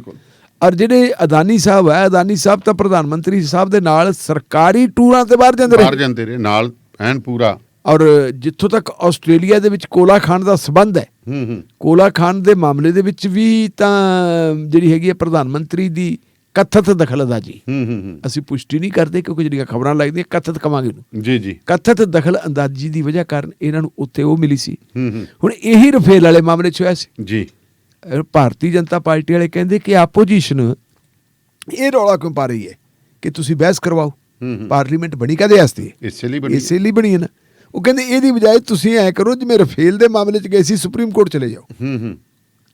ਸੁਪਰੀਮ ਕੋਰਟ ਚਲੇ ਜਾਓ ਤੇ ਰਫੇਲ ਦੇ ਸੁਪਰੀਮ ਕੋਰਟ ਦੇ ਵਿੱਚ ਜੇ ਆਪਾਂ ਦੇਖੀਏ ਬਾਬਰੀ ਮਸਜਿਦ ਵਾਲਾ ਤੇ ਰਾਮ ਮੰਦਰ ਵਾਲਾ ਮਾਮਲਾ, ਉਹਦੇ ਵਿੱਚ ਵਿਸ਼ੇਸ਼ ਆਰਟੀਕਲ 142 ਦੀ ਪਾਵਰ ਦੇ ਇਸਤੇਮਾਲ ਕਰਦਿਆਂ ਹੋਇਆਂ ਜੀ ਜਿਹੜਾ ਜੋ ਕੁਝ ਫਾਈਲ ਦੇ ਉੱਤੇ ਸੀ ਉਹਨੂੰ ਨਜ਼ਰਅੰਦਾਜ਼ ਕਰਕੇ ਜੇ ਉਸ ਵੇਲੇ ਦੇ ਚੀਫ ਜਸਟਿਸ ਦੀ ਅਗਵਾਈ ਵਾਲਾ ਬੈਂਚ ਸਰਕਾਰ ਨੂੰ ਕਲੀਨ ਚਿੱਟ ਦੇ ਸਕਦਾ ਹੈ, ਤੁਹਾਡਾ ਉਹ ਬਣਵਾ ਸਕਦਾ ਹੈ, ਮੰਦਰ ਬਣਵਾ ਸਕਦਾ ਹੈ ਜੀ, ਇਹ ਗੱਲ ਕਹਿ ਕੇ ਕਿ ਭਾਵਨਾ ਨਾਲ ਮਾਮਲਾ ਜੁੜਿਆ ਹੋਇਆ ਹੈ, ਤੇ ਫਿਰ ਇੱਧਰ ਕਿਉਂ ਨਹੀਂ ਹੋ ਸਕਦੀ? ਔਰ ਇਹ ਵੀ ਆਪਾਂ ਜਾਣਦੇ ਹਾਂ ਕਿ ਉਸ ਵੇਲੇ ਦੇ ਚੀਫ ਜਸਟਿਸ ਨੂੰ ਬਾਅਦ ਦੇ ਵਿੱਚ ਰਾਜ ਸਭਾ ਦਾ ਮੈਂਬਰ ਵੀ ਨਿਯੁਕਤ ਕੀਤਾ ਗਿਆ। ਸੋ ਕੁੱਲ ਮਿਲਾ ਕੇ ਜਿਹੜਾ ਹੈਗਾ, ਮੈਡਮ ਨੇ ਕਹਿ ਜ਼ਰੂਰ ਦਿੱਤਾ ਸੀਤਾਰਮਣ ਨੇ। ਸਵਾਲ ਇਹ ਹੈ ਕਿ ਕਾਫਲਾ ਲੁੱਟਾ ਕਿਵੇਂ ਗਿਆ? ਹਾਂ ਬਿਲਕੁਲ, ਰੌਲਾ ਤਾਂ ਇਹੀ ਹੈ ਨਾ, ਕਾਫਲਾ ਕਿਵੇਂ ਲੁੱਟਿਆ ਗਿਆ? ਜਿਹੜੇ ਦੇਸ਼ ਦੇ ਲੋਕਾਂ ਦੀ ਜਿਹੜੀ ਕਮਾਈ ਦਾ ਪੈਸਾ ਹੈ, ਹਰ ਬੰਦਾ ਇਹ ਚਾਹੁੰਦਾ ਕਿ ਮੈਂ ਕੁਛ ਨਾ ਕੁਛ ਆਪਦੇ ਪੈਸੇ ਕਮਾ ਲਾਂ, ਔਰ ਪ੍ਰਮੋਟ ਕੀਤਾ ਜਾਂਦਾ ਕਿ ਸ਼ੇਅਰ ਬਾਜ਼ਾਰ ਦੇ ਵਿੱਚ ਤੁਸੀਂ ਆਪਣੀ ਜਿਹੜੀ ਹੈਗੀ ਇਨਵੈਸਟਮੈਂਟ ਕਰੋ। ਕਿਵੇਂ ਤੁਹਾਨੂੰ ਵਿਦੇਸ਼ਾਂ ਦੇ ਵਿੱਚੋਂ ਪੈਸਾ ਕਿਵੇਂ ਆਊਗਾ? ਕਿਵੇਂ ਸਾਡੇ ਜਿਹੜੇ NRI ਭਰਾ ਉੱਥੇ ਆ ਕੇ ਇਨਵੈਸਟ ਕਰਨਗੇ? ਕਿਵੇਂ ਕਰਨਗੇ? ਕਿਸ ਸਮਝੇ ਕਿੱਥੇ ਉਹ ਪੈਸਾ ਇਨਵੈਸਟ ਕਰਨਗੇ ਜਦੋਂ ਉਹਨਾਂ ਦਾ ਪੈਸਾ ਸੁਰੱਖਿਅਤ ਹੀ ਨਹੀਂ ਹੈ? ਬਿਲਕੁਲ। ਢਿੱਲੋਂ ਸਾਹਿਬ ਦੇਖੋ, ਹੁਣ ਮੈਂ ਕੱਲ ਪਰਸੋਂ ਇੱਕ ਵੀਡੀਓ ਦੇਖ ਰਿਹਾ, ਕੋਈ ਬੰਦਾ ਆਇਆ ਪ੍ਰਾਈਵੇਟ ਬੈਂਕਾਂ ਵਾਲੇ ਕਿਵੇਂ ਕਰਦੇ ਆ, ਉਹ ਕਹਿੰਦਾ ਮੈਂ FD ਕਰਾਉਣੀ ਹੈ, ਉਹ ਐਂ ਮਿਲ ਜੂ ਜੀ, ਐਂ ਮਿਲ ਜੂ, ਚੱਕ ਕੇ ਉਹਦੀ ਇੰਸ਼ੋਰੈਂਸ ਕਰਤੀ। ਉਹ ਮੁੜ ਕੇ ਜਲੂਸ ਕੱਢੀ, ਉਹ ਕਹਿੰਦਾ ਮੈਂ ਤਾਂ OTP ਲਿਆ। ਕਹਿੰਦਾ OTP ਤਾਂ ਤੂੰ ਮੇਰੇ ਤੋਂ ਤੇ ਨਹੀਂ ਲਿਆ। ਵੀ ਗੱਲੀ ਬਾਤੀ ਦੇਖ ਲਓ ਕਿੰਨਾ ਲਜਾਉਂਦੇ ਆ। ਉਹ ਕੀ ਹੈ, ਇਨਵੈਸਟਮੈਂਟ ਪਾਤੀ। ਇਨਵੈਸਟਮੈਂਟ ਕੀ ਉਹਨਾਂ ਨੇ ਮਿਊਚੁਅਲ ਫੰਡਾਂ ਦੇ ਵਿੱਚ ਗਾਂ ਤੇ ਉਹ ਸ਼ੇਅਰਾਂ 'ਚ ਪਾਉਣੇ ਹੁੰਦੇ ਆ। ਉਹ ਇਹ ਸਾਰੇ ਕਰਦੇ ਆ। ਹਾਂ, ਇਹ ਆਮ ਤੌਰ ਤੇ ਮਿਊਚੁਅਲ ਫੰਡ ਵਾਲੇ ਮਾਮਲੇ 'ਚ ਕਨਵਿੰਸ ਕਰਦੇ ਆ। ਹੁਣ ਜਿਹੜੇ ਬੈਂਕ ਕਰਮਚਾਰੀ ਐ, ਹੁਣ ਇੱਕ ਹੋਰ ਧੰਦਾ ਚੱਲ ਗਿਆ ਜੀ, ਮਿਊਚੁਅਲ 'ਚ ਤਾਂ ਤੁਸੀਂ ਕਰਨਾ ਹੀ ਕਰਨਾ। ਮਿਊਚੁਅਲ ਦੇ ਵਿੱਚ ਲਾਉਣਗੇ, ਫਿਰ ਆਖਣਗੇ ਜੀ ਆਹ ਬਣਾ ਦਿਓ, ਤੁਹਾਡੀ ਆਹ ਬਣਾ ਦਿਓ, ਹੋਰ ਹੀ ਕੁਝ ਦੇ ਜਾਂਦੇ, ਤੁਹਾਨੂੰ ਪਤਾ ਹੀ ਨਹੀਂ ਲੱਗਦਾ। ਮੇਰੇ ਆਪ ਨਾਲ ਹੋ ਗਈ। ਦੱਸੋ, ਸਵਾਲ ਇਹ ਹੈ ਕਿ ਪ੍ਰਾਈਵੇਟ ਬੈਂਕਾਂ ਤਾਂ ਕਰਨ ਜਿਹੜੀਆਂ ਪਬਲਿਕ ਸੈਕਟਰ ਦੀਆਂ ਬੈਂਕਾਂ ਉਹ ਕਰ ਰਹੇ। ਪਬਲਿਕ ਸੈਕਟਰ ਦੀਆਂ ਬੈਂਕਾਂ ਦੇ ਕਰਮਚਾਰੀ ਵੀ ਇਹੀ ਕੁਝ ਕਰ ਰਹੇ ਹੈ ਜੀ ਜੀ। ਹਾਲਾਂਕਿ ਉਹਨਾਂ ਨੂੰ ਇਸ ਗੱਲ ਦਾ ਪਤਾ ਹੈ ਕਿ ਜੇ ਇਹ ਬੇੜਾ ਗਰਕ ਹੋ ਗਿਆ ਤੇ ਨਾਲ ਤੁਹਾਡੀਆਂ ਨੌਕਰੀਆਂ ਵੀ ਜਾਣਗੀਆਂ। ਜੇ ਹੁਣ ਆਪਾਂ ਦੇਖੀਏ ਪਬਲਿਕ ਸੈਕਟਰ ਦਾ ਜਿਹੜਾ ਪੱਠਾ ਬੈਠਾ ਹੈ ਜੀ, ਉਹ ਪਬਲਿਕ ਸੈਕਟਰ ਦੇ ਪੱਠਾ ਬਿਠਾਉਣ ਦੇ ਵਿੱਚ ਜਿਹੜੀ ਨਾ ਅਹਿਲੀਅਤ ਤੇ ਅਣਗਹਿਲੀ ਉਹਨਾਂ ਦੇ ਕਰਮਚਾਰੀਆਂ ਨੇ ਅਡਾਪਟ ਕੀਤੀ ਹੈ, ਉਹਦਾ ਨਤੀਜਾ ਦਾਨੇ ਸਾਹਿਬ। ਮੈਂ ਇੱਕੋ ਹੀ ਗੱਲ ਕਹੂੰ ਜੀ, ਤੁਸੀਂ ਇਹ ਦੇਖੋ ਵੀ ਅੱਗੇ ਆਪਣੇ ਕੋਲੇ BSNL ਦੇ ਟੈਲੀਫੋਨ ਲੱਗੇ ਹੁੰਦੇ। ਹਾਂ ਹਾਂ, ਤੁਹਾਡਾ ਟੈਲੀਫੋਨ ਖਰਾਬ ਕਰਨਾ, ਤੁਹਾਡੇ ਕੋਲੇ 10 ਦਿਨ ਕੋਈ ਠੀਕ ਕਰਨੀ ਆਉਂਦਾ ਸੀ ਨਾ। ਤੇ ਜਦੋਂ ਹੁਣ ਪ੍ਰਾਈਵੇਟ ਸੈਕਟਰ ਤੇ ਤੁਹਾਡੇ ਕੋਲੇ ਆ ਗਏ, ਨਾਲ ਦੀ ਨਾਲ ਸਭ ਕੁਝ ਤੁਹਾਡੇ ਹੱਥਾਂ 'ਚ। ਪ੍ਰਾਈਵੇਟ ਵਾਲੇ ਤਾਂ ਹੁਣ ਆਪਣਾ ਨੈਟ ਖਰਾਬ ਹੋ ਗਿਆ ਜੀ। ਹਾਂਜੀ, ਇਹ ਲੱਗਿਆ, ਨਾਂ ਨਹੀਂ ਲੈਂਦੇ ਆਪਾਂ ਕੰਪਨੀ ਦਾ ਕਿਉਂਕਿ ਪ੍ਰਮੋਸ਼ਨ ਨਹੀਂ ਕਰਨੀ। ਹਾਂ, ਇਹ ਕੱਲ ਖਰਾਬ ਹੋ ਗਿਆ, ਆਟੋਮੈਟਿਕਲੀ ਕੰਪਲੇਂਟ ਚੱਕ ਲਈ। ਮਤਲਬ ਕਿ ਇਹਨਾਂ ਨੇ ਇਹੋ ਜਿਹਾ ਸਿਸਟਮ ਲਾਤਾ ਵੀ ਜੇ ਇਹ ਇੱਥੋਂ ਖਰਾਬ ਹੋ ਗਿਆ ਜਾਂ ਇੱਥੋਂ ਉਹਨਾਂ ਨੂੰ ਪਤਾ ਲੱਗ ਜੂਗਾ, ਉਹਨਾਂ ਨੂੰ ਕੰਪਲੇਂਟ ਲੌਜ ਕਰ ਦੇਣੀ, ਆਪਣੇ ਆਪ ਠੀਕ ਕਰਨਾ। ਇਹ ਹੈ। ਹੁਣ ਜਿਹੜੀ ਇਸ ਵੇਲੇ ਤੁਸੀਂ ਦੇਖੋ ਵੀ ਸਭ ਤੋਂ ਵੱਧ ਪਬਲਿਕ ਸੈਕਟਰ ਦੇ ਕਰਮਚਾਰੀ ਰੌਲਾ ਪਾਉਂਦੇ, BSNL ਵਾਲੇ ਕਹਿੰਦੇ BSNL ਨੂੰ ਸਰਕਾਰ ਖਾ ਰਹੀ ਹੈ। ਭਾਈ ਤੁਹਾਡਾ ਵੀ ਤਾਂ ਯੋਗਦਾਨ ਹੈ ਨਾ। ਹਾਂ, ਤੁਸੀਂ ਆਪਣੀ ਭੂਮਿਕਾ ਅਦਾ ਕਿਉਂ ਨਹੀਂ ਕੀਤੀ? ਜਦੋਂ ਤੁਹਾਨੂੰ ਪਤਾ ਸੀ ਕਿ ਤੁਹਾਡੇ ਤੇ ਹਮਲੇ ਹੋ ਰਹੇ ਹੈ, ਜਿੱਥੋਂ ਤੁਹਾਨੂੰ ਰੋਟੀ ਮਿਲਦੀ ਹੈ ਉਹ ਰੋਟੀ ਵਾਲੀ ਜਗ੍ਹਾ ਦੇ ਉੱਤੇ ਹਮਲੇ ਹੋ ਰਹੇ, ਉਹਨੂੰ ਪ੍ਰੋਟੈਕਟ ਕਰਨਾ ਸੀ। ਤੁਸੀਂ ਤਾਂ ਲਾਟਸਾ ਬਣ ਗਏ। ਲਾਟਸਾ ਬਣ ਗਏ, ਬਿਲਕੁਲ ਜੀ। ਸੋ ਕੁਝ ਵਪਾਰਕ ਸੁਨੇਹੇ ਦੇ ਲਈਏ ਜੀ, ਫਿਰ ਹਾਜ਼ਰ ਹੋਣੇ। ਜੁੜੇ ਰਹੋ ਰੇਡੀਓ ਪੰਜਾਬ ਟੂਡੇ ਦੇ ਨਾਲ। ਭੈਣ ਜੀ ਵਿਆਹ ਲਈ ਕੱਪੜਿਆਂ ਦੀ ਤੇ ਸ਼ਾਪਿੰਗ ਹੋ ਗਈ ਲਾਜਵਾਬ, ਪਰ ਜੁਐਲਰੀ ਕਿੱਥੋਂ ਲੈਣੀ ਹੈ? ਫਿਕਰ ਨਾ ਕਰੋ, ਜਿੱਥੇ ਲੋਕ ਸੂਟ ਦੇਖਦੇ ਰਹਿ ਜਾਣਗੇ ਉੱਥੇ ਗਹਿਣੇ ਦੇ ਡਿਜ਼ਾਈਨ ਦੀ ਵੀ ਤਾਰੀਫ ਕੀਤੇ ਬਿਨਾਂ ਰਹਿਣਗੇ ਨਹੀਂ, ਕਿਉਂਕਿ AC ਜੁਐਲਰਸ ਕੈਂਟ ਵਾਲਿਆਂ ਦੇ ਕੋਲ ਹੈ 22 ਕੈਰਟ ਦੇ ਸੋਨੇ ਦੇ ਗਹਿਣੇ, ਔਰਤਾਂ ਮਰਦਾਂ ਬੱਚਿਆਂ ਦੇ ਵੰਨ-ਸਵੰਨੇ ਗਹਿਣਿਆਂ ਦੀ ਬੇਸ਼ੁਮਾਰ ਤੇ ਲੇਟੈਸਟ ਵੈਰਾਈਟੀ। ਇਹਨਾਂ ਦੇ ਸ਼ੋਰੂਮ 'ਚ ਸੋਨੇ, ਚਾਂਦੀ, ਹੀਰਿਆਂ ਦੇ ਗਹਿਣੇ ਭਰੇ ਰਹਿੰਦੇ ਨੇ, ਜਿੱਥੇ ਹੈ ਕੁੰਦਨ ਸੈੱਟ, ਜੜਾਊ ਸੈੱਟ, ਪੋਲਕੀ ਸੈੱਟ, ਹੀਰੇ ਜੜੇ set, light weight necklace, chain, ਕੜੇ, ਚੂੜੀਆਂ, ਨਗਾਂ ਵਾਲੀਆਂ ਸੋਹਣੀਆਂ ਮੁੰਦਰੀਆਂ, ਝੁਮਕੇ ਵਾਲੀਆਂ ਤੇ ਹੋਰ ਬਥੇਰਾ ਕੁਝ। AC ਜੁਐਲਰ ਸ਼ਟਲ ਵਿੱਚ ਹਰ ਹਫਤੇ ਨਵੀਂ ਸ਼ਿਪਮੈਂਟ ਆਉਂਦੀ ਹੈ। ਤੁਹਾਡੇ ਪਸੰਦ ਦੇ ਤੁਹਾਡੇ ਸਾਈਜ਼ ਮੁਤਾਬਕ ਗਹਿਣੇ 2 ਹਫ਼ਤਿਆਂ ਵਿੱਚ ਤਿਆਰ ਕਰਵਾ ਕੇ ਦਿੰਦੇ ਹਨ ਤੇ ਰਿਪੇਅਰ ਵੀ ਕਰਦੇ ਹਨ। 24 ਕੈਰਟ ਸੋਨੇ ਦੇ ਬਿਸਕੁਟ ਖਰੀਦ ਅਤੇ ਵੇਚ ਸਕਦੇ ਹੋ। 100% ਪਿਓਰ ਗਰੰਟੀ ਵਾਲੇ ਗਹਿਣੇ ਲੈਣ ਲਈ ਪਹੁੰਚੋ 25416 100 fort avenue, south East, cantt. ਓਏ ਮੇਰੇ ਵੀਰ, ਮੈਨੂੰ ਬਸ ਇੱਕ ਗੱਲ ਦੱਸ ਦੇ ਵੀ ਆ ਜਿਹੜੀ ਤੂੰ ਟਰੈਵਲਿੰਗ ਕਰਦਾ ਤੇ ਉਹਦੇ ਤੋਂ ਬਾਅਦ ਫਰੈਸ਼ ਰਹਿਣਾ, ਇਹਦਾ ਰਾਜ਼ ਕੀ ਹੈ? ਇਹਦਾ ਰਾਜ਼ ਹੈ Arlington fuel stop. Arlington fuel stop 1801 pioneer street highway, exit 208 ਤੇ, ਜਿੱਥੇ ਤੁਹਾਨੂੰ ਫ੍ਰੀ ਕਾਫੀ, free fax service, free truck parking, ਰੋਟੀ, ਠੇਕਾ, ਲਾਂਡਰੀ, ਸ਼ਾਵਰ ਤੇ ਟਰੱਕਾਂ ਦਾ ਹੋਰ ਵੀ ਸਾਮਾਨ ਆਸਾਨੀ ਨਾਲ ਮਿਲੇਗਾ। ਹੁਣੇ ਕਾਲ ਕਰੋ 360 652 6066 ਯਾਨੀ 360 652 6066। ਇਹ 2 ਲੋਕੇਸ਼ਨਾਂ ਤੋਂ ਸੇਵਾਵਾਂ ਪ੍ਰਦਾਨ ਕਰਦੇ ਨੇ। Second location Lost Hill travel centre 14814 ਐਲੋਮ street, Lost Hills. Phone number 661 797 2354। ਵਿਦੇਸ਼ਾਂ 'ਚ ਵਸਣ ਵਾਲੇ ਪੰਜਾਬੀਆਂ ਦੇ ਲਈ ਸੁਨਹਿਰੀ ਮੌਕਾ ਲੈ ਕੇ ਆਈ ਆ ਪੰਜਾਬ ਦੀ ਬਹੁਤ ਹੀ ਵੱਡੀ real estate company DH real estate. ਬਹੁਤ ਹੀ ਨਾਮਵਰ ਕੰਪਨੀ ਤੁਹਾਨੂੰ ਮੌਕਾ ਪ੍ਰਦਾਨ ਕਰਦੀ ਹੈ ਕਿ ਬਿਨਾਂ ਪੰਜਾਬ ਗਏ ਤੁਸੀਂ ਹੁਣ ਆਪਣੀ ਜ਼ਮੀਨ ਵੇਚ ਸਕੋਗੇ ਜਾਂ ਫਿਰ ਆਪਣੀ ਪਸੰਦੀ ਦੀ ਜ਼ਮੀਨ ਖਰੀਦ ਸਕੋਗੇ। ਕਿਸੇ ਵੀ ਤਰ੍ਹਾਂ ਦੀ ਕੋਠੀ, ਫਲੈਟ, ਪਲਾਟ ਜਾਂ ਫਿਰ ਕਮਰਸ਼ੀਅਲ ਜਾਂ ਐਗਰੀਕਲਚਰ ਲੈਂਡ ਲੈਣੀ ਹੋਵੇ ਤਾਂ DH ਰੀਅਲ ਅਸਟੇਟ ਨਾਲ ਸੰਪਰਕ ਕਰੋ। ਤੁਹਾਨੂੰ ਪੰਜਾਬ ਜਾਣ ਦੀ ਲੋੜ ਨਹੀਂ, ਸੌਦਾ ਬੈਠੇ ਬਿਠਾਏ ਇੱਥੇ ਹੀ ਕਰਾ ਕੇ ਤੇ ਇੱਥੇ ਹੀ ਪੈਸੇ ਪਹੁੰਚਦੇ ਕਰ ਦਿੰਦੇ ਨੇ। ਨੰਬਰ ਹੈ DH ਰੀਅਲ ਅਸਟੇਟ ਦਾ 98775 0758 ਪਲੱਸ 91 ਇੰਡੀਆ ਦਾ ਕੋਡ ਲਾਉਣਾ। WhatsApp ਤੇ ਜਾਂ ਫਿਰ ਡਾਇਰੈਕਟ ਕਾਲ ਕਰ ਲੈਣੀ ਹੈ 98775 0758 DH ਰੀਅਲ ਅਸਟੇਟ। ਇਹਨਾਂ ਦਾ ਸਲੋਗਨ ਹੈ ਪੰਜਾਬ ਵਿੱਚ ਬੇਫਿਕਰੇ ਹੋ ਕੇ ਹੁਣ ਖਰੀਦੋ ਜ਼ਮੀਨ, ਪਲਾਟ, ਕੋਠੀ ਜਾਂ ਫਿਰ ਫਲੈਟ।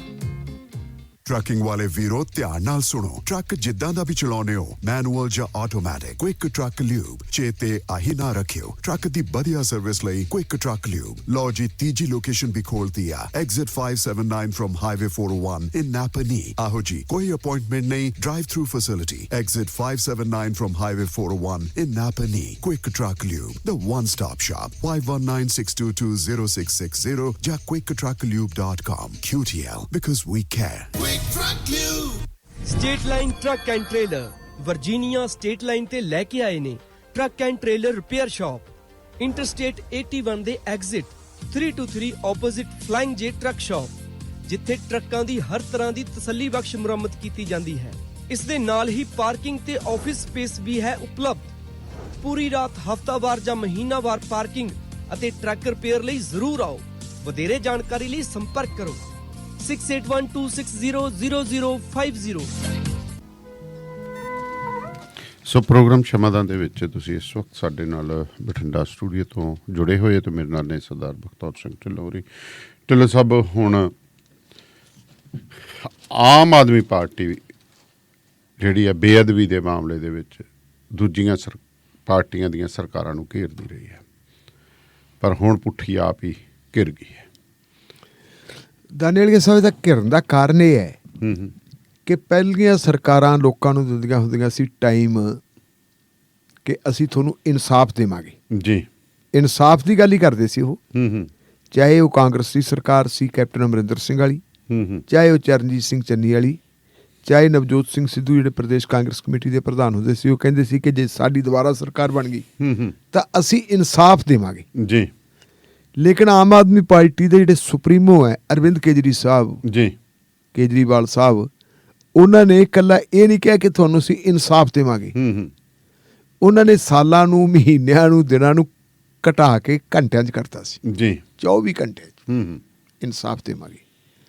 ਕਿਉਂਕਿ 2015 ਦੇ ਵਿੱਚ ਜਿਹੜੀਆਂ ਬੇਅਦਬੀ ਦੀਆਂ ਘਟਨਾਵਾਂ ਹੋਈਆਂ, ਉਹਨਾਂ ਘਟਨਾਵਾਂ ਦੇ ਖਿਲਾਫ ਲੋਕਾਂ ਨੇ ਜਦੋਜਹਿਦ ਕੀਤੀ। ਜੀ ਉਸ ਜਦੋਜਹਿਦ ਦੇ ਚਲਦਿਆਂ ਬੇਸ਼ੱਕ ਮੁਕੱਦਮੇ ਦਰਜ ਹੋਏ।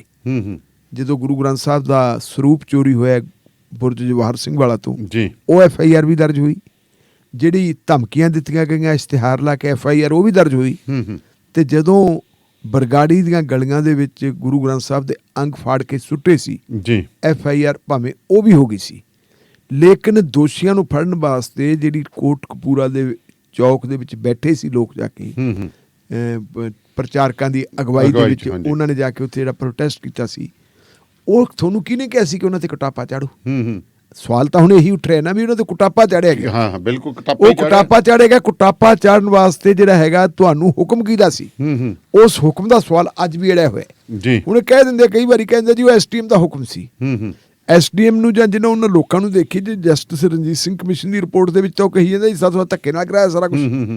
ਇਹ ਸਾਰੀਆਂ ਗੱਲਾਂ ਜਿਹੜੀਆਂ ਆਪਣੀ ਥਾਂ ਦੇ ਉੱਤੇ ਹੈ, ਲੇਕਿਨ ਉਹ ਤੋਂ ਬਾਅਦ ਫਿਰ ਜਿਹੜਾ ਬਾਈਬਲ ਕਲਾਂ ਦੇ ਵਿੱਚ ਜੀ ਗੋਲੀ ਚੱਲਦੀ ਹੈ ਤੇ 2 ਵਿਅਕਤੀ ਉੱਥੇ ਮਾਰੇ ਜਾਂਦੇ ਹੈ, ਉਹਦਾ ਇਨਸਾਫ ਲੈਣ ਵਾਸਤੇ, ਬੇਅਦਬੀ ਦਾ ਇਨਸਾਫ ਲੈਣ ਵਾਸਤੇ ਉਦੋਂ ਤੋਂ ਲੈ ਕੇ ਲੜਾਈ ਜਿਹੜੀ ਚੱਲਦੀ ਆਈ ਸੀ, ਇਸ ਲੜਾਈ ਦੇ ਸੰਬੰਧ ਵਿੱਚ ਇੱਕ SIT ਬਣ ਗਈ ਸੀ। ਜੀ ਪੰਜਾਬ ਵਿਧਾਨ ਸਭਾ ਨੇ ਜਿਹੜਾ ਰੈਜੂਲੇਸ਼ਨ ਪਾਸ ਕੀਤਾ ਸੀ, ਉਹਦੇ ਆਧਾਰ ਦੇ ਉੱਤੇ ਜਿਹੜੀ CBI ਦੇ ਕੋਲੇ ਪਹਿਲੇ 3 ਕੇਸ ਸੀ ਬੇਅਦਬੀ ਨਾਲ ਸੰਬੰਧਿਤ, ਉਹ ਵੀ ਵਾਪਸ ਲੈ ਲਏ ਸੀ।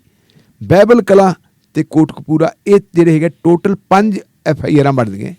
5 FIR ਦਾ ਮਾਮਲਾ ਜਿਹੜਾ ਹੈਗਾ ਇੱਕ SIT ਨੂੰ ਦੇਤਾ ਸੀ। ਹਾਂਜੀ। SIT ਦਾ ਚੀਫ ਬਣਾਤਾ ਸੀ ਮਿਸਟਰ ਪ੍ਰਬੋਧ ਕੁਮਾਰ, ਜਿਹੜੇ ਹੁੰਦੇ ਸੀ ਆਪਣੇ ਬਿਊਰੋ ਆਫ ਇਨਵੈਸਟੀਗੇਸ਼ਨ ਦੇ ਚੀਫ।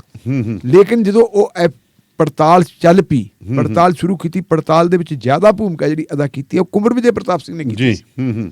ਕੁੰਵਰ ਵਿਜੇ ਪ੍ਰਤਾਪ ਸਿੰਘ ਨੇ ਚਲਾਨ ਪੇਸ਼ ਕਰਨਾ ਸੀ, ਉਹਨੇ ਕਿਹਾ ਲਓ ਜੀ ਦਸਤਖਤ ਕਰੋ। ਸਭ ਤੋਂ ਪਹਿਲਾਂ ਤਾਂ ਪ੍ਰਬੋਧ ਕੁਮਾਰ ਜਿਹੜਾ ਟੀਮ ਦਾ ਮੁਖੀ ਸੀ ਉਹ ਮੁੱਕਰ ਗਿਆ ਕਿ ਮੈਂ ਨਹੀਂ ਜੀ ਦਸਤਖਤ ਕਰਦਾ।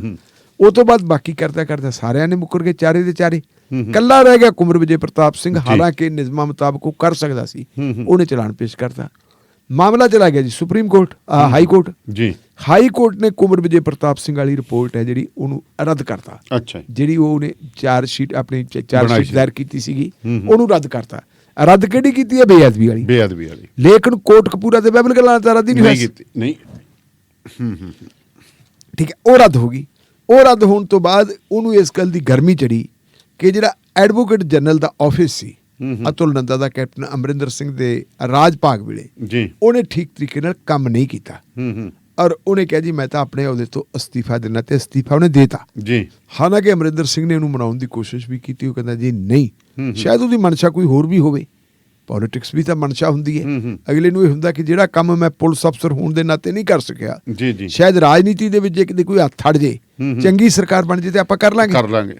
ਔਰ ਫਿਰ ਉਹਨੂੰ ਜਾ ਕੇ ਜੁਆਇਨ ਕਰਾਉਂਦੇ ਆ ਕੇਜਰੀਵਾਲ ਸਾਹਿਬ। ਜਿਹੜੀ ਮੈਂ ਗੱਲ ਕਹਿ ਰਿਹਾ ਸੀਗਾ ਕਿ ਉਹਨਾਂ ਨੇ ਤਾਂ ਦਿਨਾਂ ਦਾ ਤੇ ਘੰਟਿਆਂ ਤੋਂ ਆਪਣਾ ਮਹੀਨਿਆਂ ਤੋਂ ਘਟਾ ਕੇ ਕਹਿਤਾ ਸੀ ਜੀ ਕੁੰਵਰ ਵਿਜੇ ਪ੍ਰਤਾਪ ਸਿੰਘ ਨੂੰ ਆ ਕੇ ਸਰਕਾਰ ਬਣਾ ਦਿਓ, 24 ਘੰਟਿਆਂ 'ਚ ਇਨਸਾਫ ਦੇ ਦਾਂਗੇ। ਤੇ ਇਨਸਾਫ ਤਾਂ ਹੋਇਆ ਕੀ?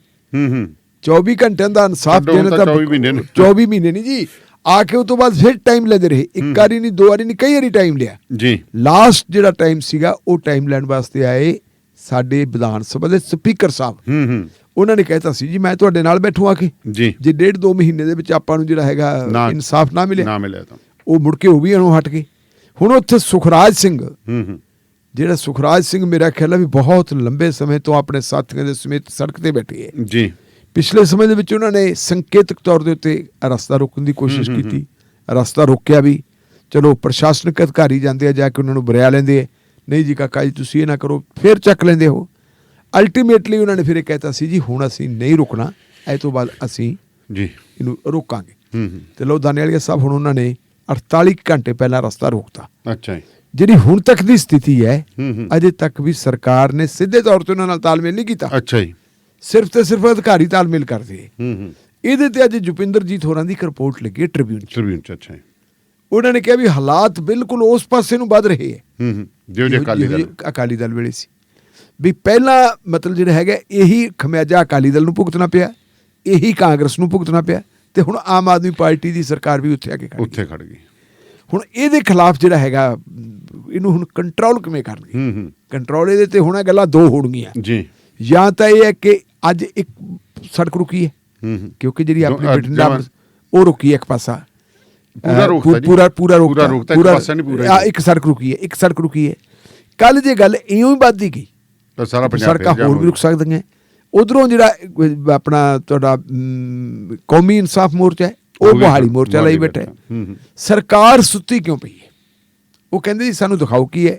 ਇੱਕ ਗੱਲ ਸੁਖਰਾਜ ਸਿੰਘ ਹੋਰਾਂ ਨੇ, ਜਿਹੜੇ ਕ੍ਰਿਸ਼ਨ ਭਗਵਾਨ ਸਿੰਘ ਦੇ ਪੁੱਤਰ ਹੈ, ਉਹਨਾਂ ਨੇ ਕਿਹਾ, ਕਹਿੰਦੇ ਜੀ ਹੁਣ ਕਿਉਂਕਿ ਤੁਸੀਂ ਦੇਖਿਆ ਹੋਣਾ ਵੀ LK ਯਾਦਵ ਸਾਹਿਬ, ਉਹਨਾਂ ਨੇ ਵੈਸੇ ਗੱਲ ਕਹੀ, ਉਹਨਾਂ ਨੇ ਕਿਹਾ ਵੀ ਜ਼ਿਆਦਾਤਰ ਜਿਹੜੀ ਹੈ ਇਨਕੁਆਰੀ ਸਾਡੀ ਮੁਕੰਮਲ ਹੋ ਚੁੱਕੀ ਹੈ ਜੀ, ਪਰ ਜੇ ਕਿਸੇ ਕੋਲੇ ਫੇਰ ਵੀ ਜਨਤਕ ਤੌਰ ਕਿਸੇ ਬੰਦੇ ਦੇ ਕੋਲੇ ਕੋਈ ਜਾਣਕਾਰੀ ਹੈਗੀ ਹੈ ਤਾਂ ਫਿਰ ਵੀ ਸਾਂਝੀ ਕਰ। ਉਹਨਾਂ ਨੇ ਜਨਤਕ ਤੌਰ ਤੇ ਕਹਿਤਾ, ਲੋਕਾਂ ਨੂੰ ਕਹਿਤਾ, ਟੈਲੀਫੋਨ ਨੰਬਰ ਵੀ ਦੇਤੇ, WhatsApp ਨੰਬਰ ਵੀ ਦੇਤਾ ਕਿ ਭਾਈ ਤੁਸੀਂ ਸਾਡੇ ਨਾਲ ਗੱਲ ਕਰ ਸਕਦੇ ਹੋ, ਜੋ ਆ ਮੇਰੇ ਆਫਿਸ ਆ ਕੇ ਵੀ ਤੁਸੀਂ ਗੱਲ ਕਰ ਸਕਦੇ ਹੋ, ਦੱਸ ਸਕਦੇ ਹੋ, ਤੁਹਾਡੇ ਨਾਂ ਗੁਪਤ ਰੱਖੇ ਜਾਣਗੇ। ਇਹਦੇ ਤੇ ਸੁਖਰਾਜ ਸਿੰਘ ਸਵਾਲ ਖੜਾ ਹੁੰਦਾ। ਸੁਖਰਾਜ ਸਿੰਘ ਕਹਿੰਦਾ ਜਦੋਂ ਮਤਲਬ ਅਸੀਂ ਥੋੜਾ ਜਿਹਾ ਸਖਤ ਕਰਦੇ ਹਾਂ ਕੰਮ, ਢਿਬਰੀ ਟਾਈਟ ਕਰਦੇ ਆ, ਉਦੋਂ ਹੀ ਇਹ ਉਦੋਂ ਨਹੀਂ ਕਹਿੰਦੇ ਵੀ ਪੰਪ ਮਾਰਦੇ, ਉਧਰੋਂ ਬੁਲਬੁਲਾ ਉੱਠ ਪੈਂਦਾ, ਬਸ ਉਹ ਪੰਪ ਛੱਡ ਦਿੰਦੇ, ਵਾਲ ਚੋਂ ਹਵਾ ਲੀਕ ਹੋ ਜਾਂਦੀ, ਉਹ ਲੀ ਬਸ ਉਹ ਕਹਿੰਦੇ ਵੀ ਉਹਦੇ ਨਾਲ ਦੀ ਨਾਲ ਉਹ ਕਹਿੰਦੇ ਜੀ ਹੁਣ ਅਸੀਂ ਆਹ ਕਰਦੇ, ਉਦੋਂ ਅੱਗੇ ਪਿੱਛੇ ਕੁਛ ਨਹੀਂ। ਉਹ ਕਹਿੰਦੇ ਜੀ ਅਸੀਂ ਹੁਣ ਉਨੀ ਦੇਰ ਤੱਕ ਨਹੀਂ ਉੱਠਾਂਗੇ ਜਿੰਨੀ ਦੇਰ ਤੱਕ ਦੋਸ਼ੀਆਂ ਨੂੰ ਫੜ ਕੇ ਅੰਦਰ ਨਹੀਂ ਕੀਤਾ ਜਾਂਦਾ। ਦਾਨੇਵਾਲ ਸਾਹਿਬ ਅੱਜ 6 ਤਾਰੀਖ ਹੈ ਜੀ, ਚੈੱਕ ਕਰ ਲਓ ਵੀ ਕੀ ਹੋਇਆ ਹੋਣਾ। ਅੱਜ ਸੁਪਰੀਮ ਕੋਰਟ ਦੇ ਵਿੱਚ ਇੱਕ ਪਟੀਸ਼ਨ ਦੇ ਵੀ ਲੱਗੀ ਹੋਈ ਸੀ। ਅੱਛਾ ਜੀ। ਔਰ ਉਹ ਪਟੀਸ਼ਨ ਸੀ ਡੇਰਾ ਮੁਖੀ ਵੱਲੋਂ ਤੇ ਡੇਰਾ ਮੁਖੀ ਦੇ ਪ੍ਰੇਮੀਆਂ ਵੱਲੋਂ, ਤੇ ਉਹਨਾਂ ਨੇ ਦਿੱਤਾ ਉੱਥੇ ਕੀ ਸੀ, ਤਰਕ ਕੀਤਾ ਸੀ 2 ਚੀਜ਼ਾਂ ਦਾ ਜੀ, ਕਿ ਜੀ ਪਹਿਲਾਂ ਮਹਿੰਦਰਪਾਲ ਬਿੱਟੂ ਨਾਭਾ ਜੇਲ੍ਹ ਚ ਮਾਰਿਆ ਗਿਆ ਸੀ, ਫਿਰ ਪ੍ਰਦੀਪ ਕੁਮਾਰ ਨਾਂ ਦਾ ਉਹਨਾਂ ਦਾ ਇੱਕ ਹੋਰ ਪ੍ਰੇਮੀ ਹੈ ਜਿਹੜਾ ਉਹ ਵੀ ਇਹ ਬੇਅਦਬੀ ਕੇਸ ਦੇ ਵਿੱਚ ਨੋਮੀਨੇਟ ਸੀਗਾ, ਉਹ ਮਾਰਿਆ ਗਿਆ ਸੀਗਾ ਤੁਹਾਡੇ ਉੱਥੇ ਕੋਟਕਪੂਰੇ ਜੀ। ਕਹਿੰਦੇ ਵੀ ਸਾਡੇ ਵਾਸਤੇ ਬਹੁਤ ਮੁਸ਼ਕਲ ਹੈ, ਹੁਣ ਸਾਨੂੰ ਕਹਿੰਦੇ ਪੰਜਾਬ ਦੇ ਵਿੱਚ ਸਾਡੀ ਟ੍ਰਾਇਲ ਨਾ ਹੋਵੇ, ਟ੍ਰਾਇਲ ਬਾਹਰ ਬਦਲ ਦਿਓ ਜੀ। ਅੱਛਾ, ਦਾਨੇਵਾਲ ਸਾਹਿਬ ਆ ਮਾਮਲਾ ਬੜਾ ਖਤਰਨਾਕ, ਬਹੁਤ ਖਤਰਨਾਕ। ਜੇ ਸੁਪਰੀਮ ਕੋਰਟ ਨੇ ਬਾਹਰ ਬਦਲਤਾ, ਮੇਰੀ ਪ੍ਰਿਡਿਕਸ਼ਨ ਨੋਟ ਕਰ ਲਓ, ਇਹੀ ਕੁਛ ਆਹੀ ਕੁਛ 1978 ਦੇ ਵਿੱਚ ਨਿਰੰਕਾਰੀ ਕਾਂਡ ਤੋਂ ਬਾਅਦ ਗੁਰਬਚਨ ਸਿੰਘ ਹੋਰਾਂ ਨੇ ਜਦੋਂ ਇਹ ਪਟੀਸ਼ਨ ਪਾ ਕੇ ਪੰਜਾਬ ਤੇ ਹਰਿਆਣਾ ਹਾਈ ਕੋਰਟ 'ਚ ਟ੍ਰਾਇਲ ਪੰਜਾਬ ਤੋਂ ਬਾਹਰ ਕਰਵਾ ਲਈ ਸੀ, ਤੁਹਾਡੇ ਯਾਦ ਹੈ ਟ੍ਰਾਇਲ ਬਾਹਰ ਚਲੀ ਗਈ ਸੀ ਹਰਿਆਣੇ 'ਚ, ਔਰ ਉੱਥੇ ਜਾ ਕੇ ਜਿਹੜੇ ਕਿਉਂਕਿ ਉੱਥੇ ਸਟੇਟ ਦਾ ਕੰਮ ਕਮਜ਼ੋਰ ਹੋ ਗਿਆ, ਦੂਜੀ ਸਟੇਟ ਜਾਣਾ ਉੱਥੇ ਵਕੀਲ ਕਰਨ, ਕਿੱਥੇ ਵਕੀਲ ਕੀ ਕੁਛ ਸਾਰਾ ਲਟਣ ਬਟਣ ਜਾਣਾ ਬੜਾ ਮੁਸ਼ਕਿਲ ਹੋ ਜਾਂਦਾ, ਆਟੋਮੈਟਿਕਲੀ ਉੱਥੇ ਕਮਜ਼ੋਰ ਪੈ ਜਾਂਦਾ ਤੇ ਉਹ ਬੰਦੇ ਬਰੀ ਹੋ ਗਏ ਸੀ।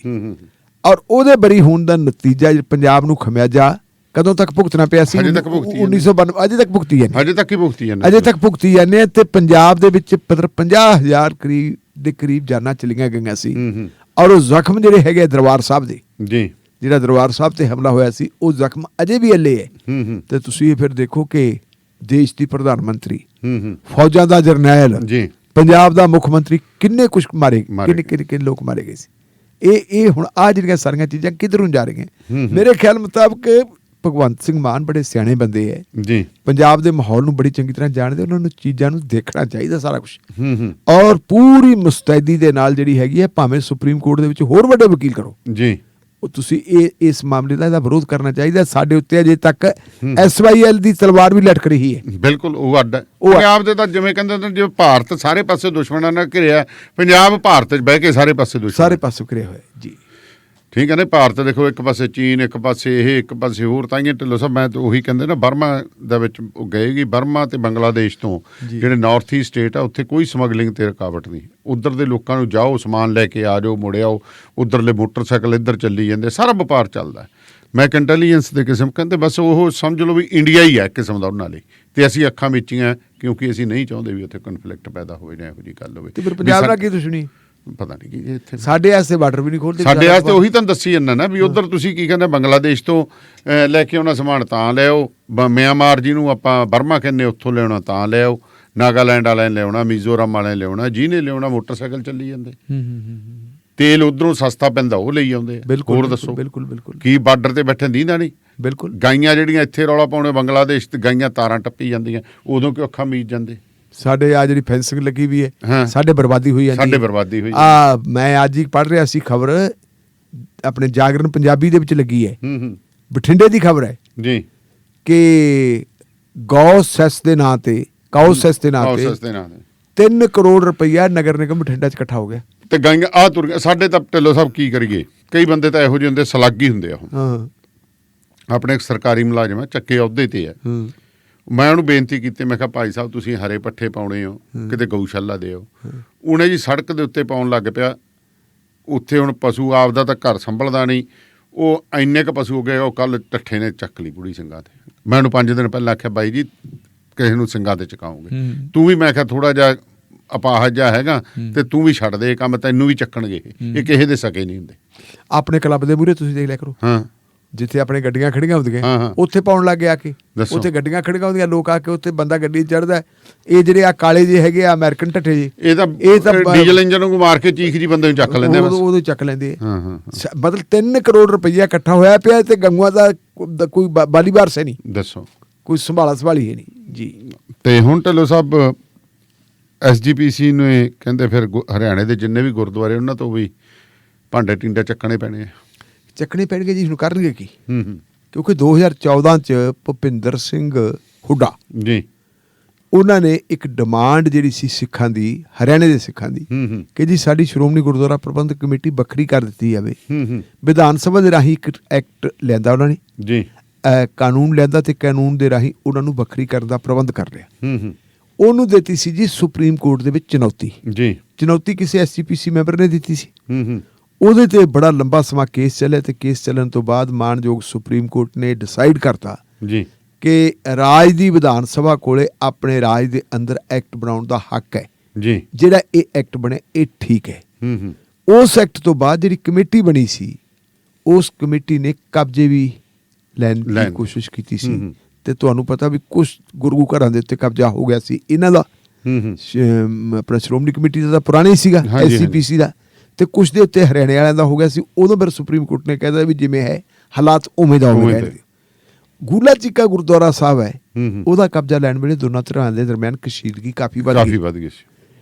ਇਹ ਤੋਂ ਬਾਅਦ ਸ਼੍ਰੋਮਣੀ ਗੁਰਦੁਆਰਾ ਪ੍ਰਬੰਧਕ ਕਮੇਟੀ ਨੇ ਫਿਰ ਜਿਹੜਾ ਸੁਪਰੀਮ ਕੋਰਟ 'ਚੋਂ ਫੈਸਲਾ ਆਇਆ ਜਿਹਨੇ ਜਾਇਜ਼ ਕਰਾਰ ਦਿੱਤਾ 2014 ਵਾਲੇ ਐਕਟ ਨੂੰ ਜੀ, ਉਹਨੂੰ ਚੁਣੌਤੀ ਦੇ ਉਹਨੂੰ ਕਿਹਾ ਕਿ ਇਹ ਫੈਸਲੇ ਨੂੰ ਇਹ ਤੇ ਮੁੜ ਵਿਚਾਰ ਕੀਤੀ ਜਾਵੇ, ਜਿਹਨੂੰ ਆਪਾਂ ਕਹਿੰਦੇ ਰਿਵਿਊ ਪਟੀਸ਼ਨ ਜੀ। ਰਿਵਿਊ ਪਟੀਸ਼ਨ ਦਾਇਰ ਕਰਤੀ ਸੀ ਤੇ ਮਾਨਯੋਗ ਸੁਪਰੀਮ ਕੋਰਟ ਨੇ ਹੁਣ ਉਹ ਰਿਵਿਊ ਪਟੀਸ਼ਨ ਵੀ ਰੱਦ ਕਰਤੀ ਜੀ। ਇਸ ਰਿਵਿਊ ਪਟੀਸ਼ਨ ਦੇ ਰੱਦ ਕਰਨ ਤੋਂ ਬਾਅਦ ਹੁਣ ਇਹਨਾਂ ਕੋਲ ਕੋਈ ਚਾਰਾ ਰਹਿ ਨਹੀਂ ਗਿਆ। ਇਹ ਕਬਜ਼ਾ ਜਿਹੜਾ ਕੰਟਰੋਲ ਹੈ, ਆਪਾਂ ਕਬਜ਼ਾ ਨਹੀਂ ਕਹਾਂਗੇ, ਕੰਟਰੋਲ ਕਹਾਂਗੇ, ਕੰਟਰੋਲ ਛੱਡਣੇ ਪੈਣੇ ਜੀ। ਇਹਦੇ ਵਾਸਤੇ ਇਹ ਹੈ ਕਿ ਅੱਜ ਜੋ ਖਬਰਾਂ ਮਿਲ ਗਈਆਂ, ਪਹਿਲੀ ਗੱਲ ਤਾਂ ਵੀ ਇਸ ਵੇਲੇ ਜਿਹੜੇ ਉੱਥੇ ਇੱਕ ਅਡਹਾਕ ਜਿਹੜੀ ਕਮੇਟੀ ਬਣੀ ਹੈ ਜੀ, 18 ਮਹੀਨਿਆਂ ਵਾਸਤੇ ਕਮੇਟੀ ਬਣਾਈ ਹੈ ਹਰਿਆਣਾ ਦੀ ਸਰਕਾਰ। ਹਾਂ ਬਿਲਕੁਲ ਬਣਾਈ ਹੈ ਵੀ ਜਿੰਨੀ ਦੇਰ ਤੱਕ ਚੋਣ ਨਹੀਂ ਹੁੰਦੀ ਉਨੀ ਦੇਰ ਤੱਕ ਉਹ ਕਮੇਟੀ ਕੰਮ ਕਰੂਗੀ। ਉਹਦੇ ਉਲਟ ਇੱਕ ਹਰਿਆਣੇ ਦੇ ਸਿੱਖ ਆਗੂ ਨੇ ਜੀ ਆਪਣੇ ਪੱਧਰ ਤੇ ਇੱਕ ਕਮੇਟੀ ਬਣਾ ਲਈ ਸੀ, ਟਿੰਡੇ ਨੇ, ਔਰ ਉਹ ਕਮੇਟੀ ਬਣਾ ਕੇ ਆਪਣੀ ਉਹ ਪਹੁੰਚ ਗਿਆ ਸੀ ਅਕਾਲ ਤਖਤ ਸਾਹਿਬ ਦੇ ਜਥੇਦਾਰ ਤੋਂ। ਕਹਿੰਦਾ ਜੀ ਮੇਰੇ ਤਾਂ ਇਸ ਕਮੇਟੀ ਨੂੰ ਅਕਾਲ ਤਖਤ ਸਾਹਿਬ ਦੇ ਜਥੇਦਾਰ ਨੇ ਪ੍ਰਵਾਨਗੀ ਦੇ ਦਿੱਤੀ। ਜਿਹੜੀ ਸਰਕਾਰੀ ਕਮੇਟੀ ਹੈ ਉਹਦੇ ਕੋਈ ਹੈਗੇ ਕਰਮਜੀਤ ਸਿੰਘ ਹੈ ਮੇਰਾ ਖਿਆਲ ਮਹੰਤ, ਉਹ ਬਣੇ ਜਮਨਾ ਨਗਰ ਵਾਲੇ। ਉਧਰਲੇ ਪਾਸੇ ਜਿਹੜੇ ਪੁਰਾਣੇ ਸੀ ਜਿਹੜਾ ਹਾਕ ਕਮੇਟੀ ਦੇ ਪ੍ਰਧਾਨ ਉਹ ਸੀ ਬਲਜੀਤ ਸਿੰਘ ਦਾਦੂ। ਹੁਣ ਬਲਜੀਤ ਸਿੰਘ ਦਾਦੂ ਹੋਰਾਂ ਦਾ ਬਿਆਨ ਆ ਗਿਆ। ਉਹਨਾਂ ਨੇ ਕਹਿ ਦਿੱਤਾ ਜੀ ਵੀ ਹੁਣ ਸ਼੍ਰੋਮਣੀ ਗੁਰਦੁਆਰਾ ਪ੍ਰਬੰਧਕ ਕਮੇਟੀ ਨੂੰ ਚਾਹੀਦੀ ਹੈ ਕਿ ਇਹ ਆਪਣੇ ਆਪ ਹੀ ਅਦਾਲਤੀ ਹੁਕਮਾਂ ਦਾ ਸਤਿਕਾਰ ਕਰਦੇ ਹੋਏ ਸਾਡੇ ਹਵਾਲੇ ਕਰ ਦੇਣ ਹਰਿਆਣੇ ਦੀ ਕਮੇਟੀ ਦੇ। ਕਰਮਜੀਤ ਸਿੰਘ ਮਹੰਤ ਹੋਣੀ ਕਹਿੰਦੇ ਉਹਨਾਂ ਨੇ ਵੀ ਆਪਣੀਆਂ ਤਿਆਰੀਆਂ ਸ਼ੁਰੂ ਕਰਤੀਆਂ। ਦੂਜੇ ਪਾਸੇ ਹਰਿਆਣੇ ਵਾਲੇ ਜਿਹੜੇ ਸਿੱਖ ਹੈ ਜੀ, ਉਹਨਾਂ ਨੇ ਵੀ ਮਹੰਤ ਕਰਮਜੀਤ ਸਿੰਘ ਨਾਲ ਤੇ ਸਾਰਿਆਂ ਬੈਠ ਕੇ ਮਤਲਬ ਜਿਹੜੇ ਹੈਗਾ ਉਹਨਾਂ ਨੇ ਤਾਲਮੇਲ ਕਰਨਾ ਸ਼ੁਰੂ ਹੋ ਗਿਆ। ਉਹਨਾਂ ਨੂੰ ਇਸ ਗੱਲ ਦਾ ਪਤਾ ਕਿ ਕਮੇਟੀ ਦਾ ਅਲੱਗ ਬਣ ਗਈ ਜੀ। ਉਹ ਸਾਰੇ ਦੇ ਸਾਰੇ ਆ ਗਏ। ਔਰ ਮੈਂ ਅੱਜ ਕਿਸਾਨ ਸਿੱਖ ਆਗੂ ਦੇ ਪੜ੍ਹ ਰਿਹਾ ਸੀ, ਬਿਆਨ ਪੜ੍ਹ ਰਿਹਾ ਸੀ ਜੀ। ਉਹਨੇ ਕਿਹਾ ਕਿ ਅਸੀਂ ਬੇਨਤੀ ਕਰਾਂਗੇ ਕਿ ਪ੍ਰਬੰਧ ਸਾਡੇ ਸਪੁਰਦ ਕਰ ਦਿਓ ਜੀ। ਜੇ ਪ੍ਰਬੰਧ ਸਾਡੇ ਸਪੁਰਦ ਨਹੀਂ ਕਰਦੇ ਤਾਂ ਫਿਰ ਕਬਜ਼ਾ ਵਾਰੰਟ ਵਾਸਤੇ ਅਸੀਂ ਸੁਪਰੀਮ ਕੋਰਟ ਜਾਵਾਂਗੇ। ਸੁਪਰੀਮ ਕੋਰਟ ਨੂੰ ਤਾਂ ਫਿਰ ਕਰਨਾ ਹੀ ਪੈਣੇ ਬਿਲਕੁਲ, ਕਿਉਂਕਿ ਸੁਪਰੀਮ ਕੋਰਟ ਨੇ ਫੈਸਲਾ ਕਰਤਾ। ਇਹਦੇ ਨਾਲ ਹੀ ਅਕਾਲ ਤਖਤ ਸਾਹਿਬ ਦੇ ਐਕਟਿੰਗ ਜਥੇਦਾਰ ਸਾਹਿਬ ਜਿਹੜੇ ਹੈਗੇ ਗਿਆਨੀ ਹਰਪ੍ਰੀਤ ਸਿੰਘ ਹੋਰੀ ਜੀ, ਉਹਨਾਂ ਨੇ ਸ਼੍ਰੋਮਣੀ ਗੁਰਦੁਆਰਾ ਪ੍ਰਬੰਧਕ ਕਮੇਟੀ ਨੂੰ ਇੱਕ ਹੁਕਮ ਦਿੱਤਾ ਹੈ ਕਿ ਭਾਈ ਤੁਸੀਂ ਹੁਣ ਹੋਰ ਕੋਈ ਚਾਰਾ ਨਹੀਂ ਰਿਹਾ ਆਪਣੇ ਕੋਲੇ ਜੀ, ਬਿਹਤਰ ਇਹ ਹੈ ਕਿ ਆਲ ਇੰਡੀਆ ਗੁਰਦੁਆਰਾ ਐਕਟ ਬਣਾਉਣ ਵਾਸਤੇ ਤੁਸੀਂ ਸਪੈਸ਼ਲ ਸੈਸ਼ਨ ਬਣਾ ਲਓ ਔਰ ਸਪੈਸ਼ਲ ਸੈਸ਼ਨ ਬਣਾ ਕੇ SGPC ਦਾ ਉੱਥੋਂ ਮਤਾ ਪ੍ਰਵਾਨ ਕਰਵਾ ਕੇ ਤੇ ਮੰਗ ਕਰੋ। ਦਾਨੇ ਵਾਲੀ ਸਾਹਿਬ ਨੂੰ ਸਵਾਲ ਇਹ ਪੈਦਾ ਕਿ ਜੇ ਤੁਸੀਂ ਪਹਿਲਾਂ ਹੀ ਕਰ ਰਹੇ ਸੀ ਪਟਨਾ ਸਾਹਿਬ ਦਾ ਅੱਡ ਬਣਿਆ ਹੋਇਆ ਹੈ ਉਹਨਾਂ ਦਾ ਬੋਰਡ। ਪ੍ਰਬੰਧ, ਬੜਿਆਂ ਦੇ ਅੱਡ ਹੈ ਜੀ। ਹਜੂਰ ਸਾਹਿਬ ਦਾ ਅੱਡ ਬਣਿਆ ਹੋਇਆ ਹੈ। ਮੈਨੂੰ ਅੱਜ ਨਵੀਂ ਗੱਲ ਦਾ ਪਤਾ ਲੱਗਿਆ, ਦਾਨੇ ਵਾਲੀ ਸਭ ਹੋਰ ਗੱਲ ਹੈ। ਹੁਣ ਇਹ ਕਹਿੰਦੇ ਸ਼੍ਰੋਮਣੀ ਗੁਰਦੁਆਰਾ ਪ੍ਰਬੰਧਕ ਕਮੇਟੀ ਸਾਰੇ ਭਾਰਤ ਦੀ ਸਾਰੇ, ਜਿਹੜੀ ਸ਼੍ਰੋਮਣੀ ਗੁਰਦੁਆਰਾ ਪ੍ਰਬੰਧਕ ਕਮੇਟੀ 1925 ਦੇ ਐਕਟ ਰਾਹੀਂ ਬਣਾਈ ਸੀ, ਇਹ ਐਕਟ ਕਿੱਥੇ ਲਾਗੂ ਹੁੰਦਾ ਸੀ? ਉੱਥੇ ਲਾਗੂ ਹੁੰਦਾ ਸੀ ਜਿੱਥੇ ਅੰਗਰੇਜ਼ਾਂ ਦਾ ਸਿੱਧਾ ਰਾਜ ਸੀ। ਰਾਜ ਸੀਗਾ, ਦੂਜਿਆਂ ਦਾ ਨਹੀਂ ਹੁੰਦਾ। ਜਿਹੜੀ ਜਿਵੇਂ ਰਿਆਸਤਾਂ ਸੀ, ਹਾਂ ਹਾਂ ਪਟਿਆਲਾ ਰਿਆਸਤ, ਜੀਂਦ ਰਿਆਸਤ, ਇਹਨਾਂ ਦੇ ਵਿੱਚ ਜਿਹੜੇ ਗੁਰਦੁਆਰੇ ਸੀ ਉਹਨਾਂ ਤੇ ਲਾਗੂ ਨਹੀਂ ਹੁੰਦਾ ਸੀ। ਜੀ। ਔਰ ਜਦੋਂ ਬਣ ਗਿਆ ਸੀ ਤੁਹਾਡਾ ਪੈਪਸੂ ਬਣ ਗਿਆ ਸੀ, ਉਦੋਂ ਵੀ ਇਹਨਾਂ ਦਾ ਕੰਟਰੋਲ ਨਹੀਂ ਸੀ। ਪੈਪਸੂ ਜਦੋਂ ਪੰਜਾਬ 'ਚ ਮਰਜ ਹੁੰਦਾ ਹੈ ਉਦੋਂ ਹੁੰਦਾ। ਉਹ ਤੋਂ ਬਾਅਦ ਫਿਰ ਕੰਟਰੋਲ ਹੁੰਦਾ ਹੈ। ਸੋ ਇਹ ਜਿਹੜੀ ਹੈਗੀ ਇੱਕ ਆਲ ਇੰਡੀਆ ਗੁਰਦੁਆਰਾ ਐਕਟ ਬਣ ਜੇ ਤਾਂ ਉਦੋਂ ਇਸ ਕਰਕੇ ਨਹੀਂ ਬਣਾਇਆ ਸੀ ਵੀ ਢਿੱਲੋਂ ਸਾਹਿਬ, ਉਸ ਤੋਂ ਪਹਿਲਾਂ ਹੀ ਜੇ ਤੁਸੀਂ ਰਿਪਰੈਜ਼ੈਂਟੇਸ਼ਨ ਹੀ ਦੇਣੀਆਂ ਸ਼ੁਰੂ ਕਰ ਦਿੰਦੇ, ਹਾਂ ਹਾਂ ਕਲਕੱਤੇ ਦੇ ਸਿੱਖਾਂ ਨੂੰ, ਕਾਨਪੁਰ ਦੇ ਸਿੱਖਾਂ ਨੂੰ, ਹੋਰਾਂ ਨੂੰ, ਤੇ ਬਗਾਨਗੀ ਤਾਂ ਤੁਸੀਂ ਪਹਿਲਾਂ ਬਾਹਰ ਲਿਆਉਂ, ਤਾਂ ਪੰਜਾਬ ਤੋਂ ਬਾਹਰ ਲਿਆਉਂ ਤਾਂ ਸਿੱਖ ਹੀ ਨਹੀਂ ਸਮਝਿਆ ਤੁਸੀਂ। ਹਰਿਆਣੇ ਵਾਲੇ ਤਾਂ ਸਾਡੇ ਨਾਲ ਦੇ ਹੀ ਵਿਚਾਰੇ, ਉੱਥੇ ਤਾਂ ਉਹਨਾਂ ਨੂੰ- ਉਹਨਾਂ ਦੇ ਇੱਥੇ ਸਾਰੇ ਮੁਲਾਜ਼ਮ ਚੱਕ ਕੇ ਤਾਂ ਉੱਥੇ ਆਪਣੇ ਪੰਜਾਬ ਚੋਂ ਜਾਂਦੇ, ਪੰਜਾਬ ਚੋਂ ਜਾਂਦੇ, ਉਹਨਾਂ ਦੇ ਕੀ ਬੱਚੇ ਨਹੀਂ ਹੈ ਨਹੀਂ ਸੀਗੇ। ਉਹਨਾਂ ਦੀ ਕੋਈ ਜਿਵੇਂ ਉਹਨਾਂ ਦਾ ਦਿਲ ਨਹੀਂ ਕਰਦਾ ਸੀਗਾ ਵੀ ਉਹ ਸਾਰਾ ਸੇਵਾ ਕੁਛ ਕਰ, ਕਰਦਾ ਸੀ। ਉਹਨਾਂ ਨੂੰ ਸੇਵਾ ਨਹੀਂ ਦਿੱਤੀ ਜੀ। ਸੋ ਸ਼ੁਕਰੀਆ ਢਿੱਲੋਂ ਸਾਹਿਬ, ਬਹੁਤ ਬਹੁਤ ਮਿਹਰਬਾਨੀ। ਸੋ ਫਿਲਹਾਲ ਇੱਕ ਬ੍ਰੇਕ ਦਾ ਸਮਾਂ, ਤੇ ਫਿਰ ਜੁੜਦੇ ਹਾਂ ਤੁਹਾਡੇ ਨਾਲ। ਜੁੜੇ ਰਹੋ ਰੇਡੀਓ ਪੰਜਾਬ ਟੂਡੇ ਦੇ ਨਾਲ।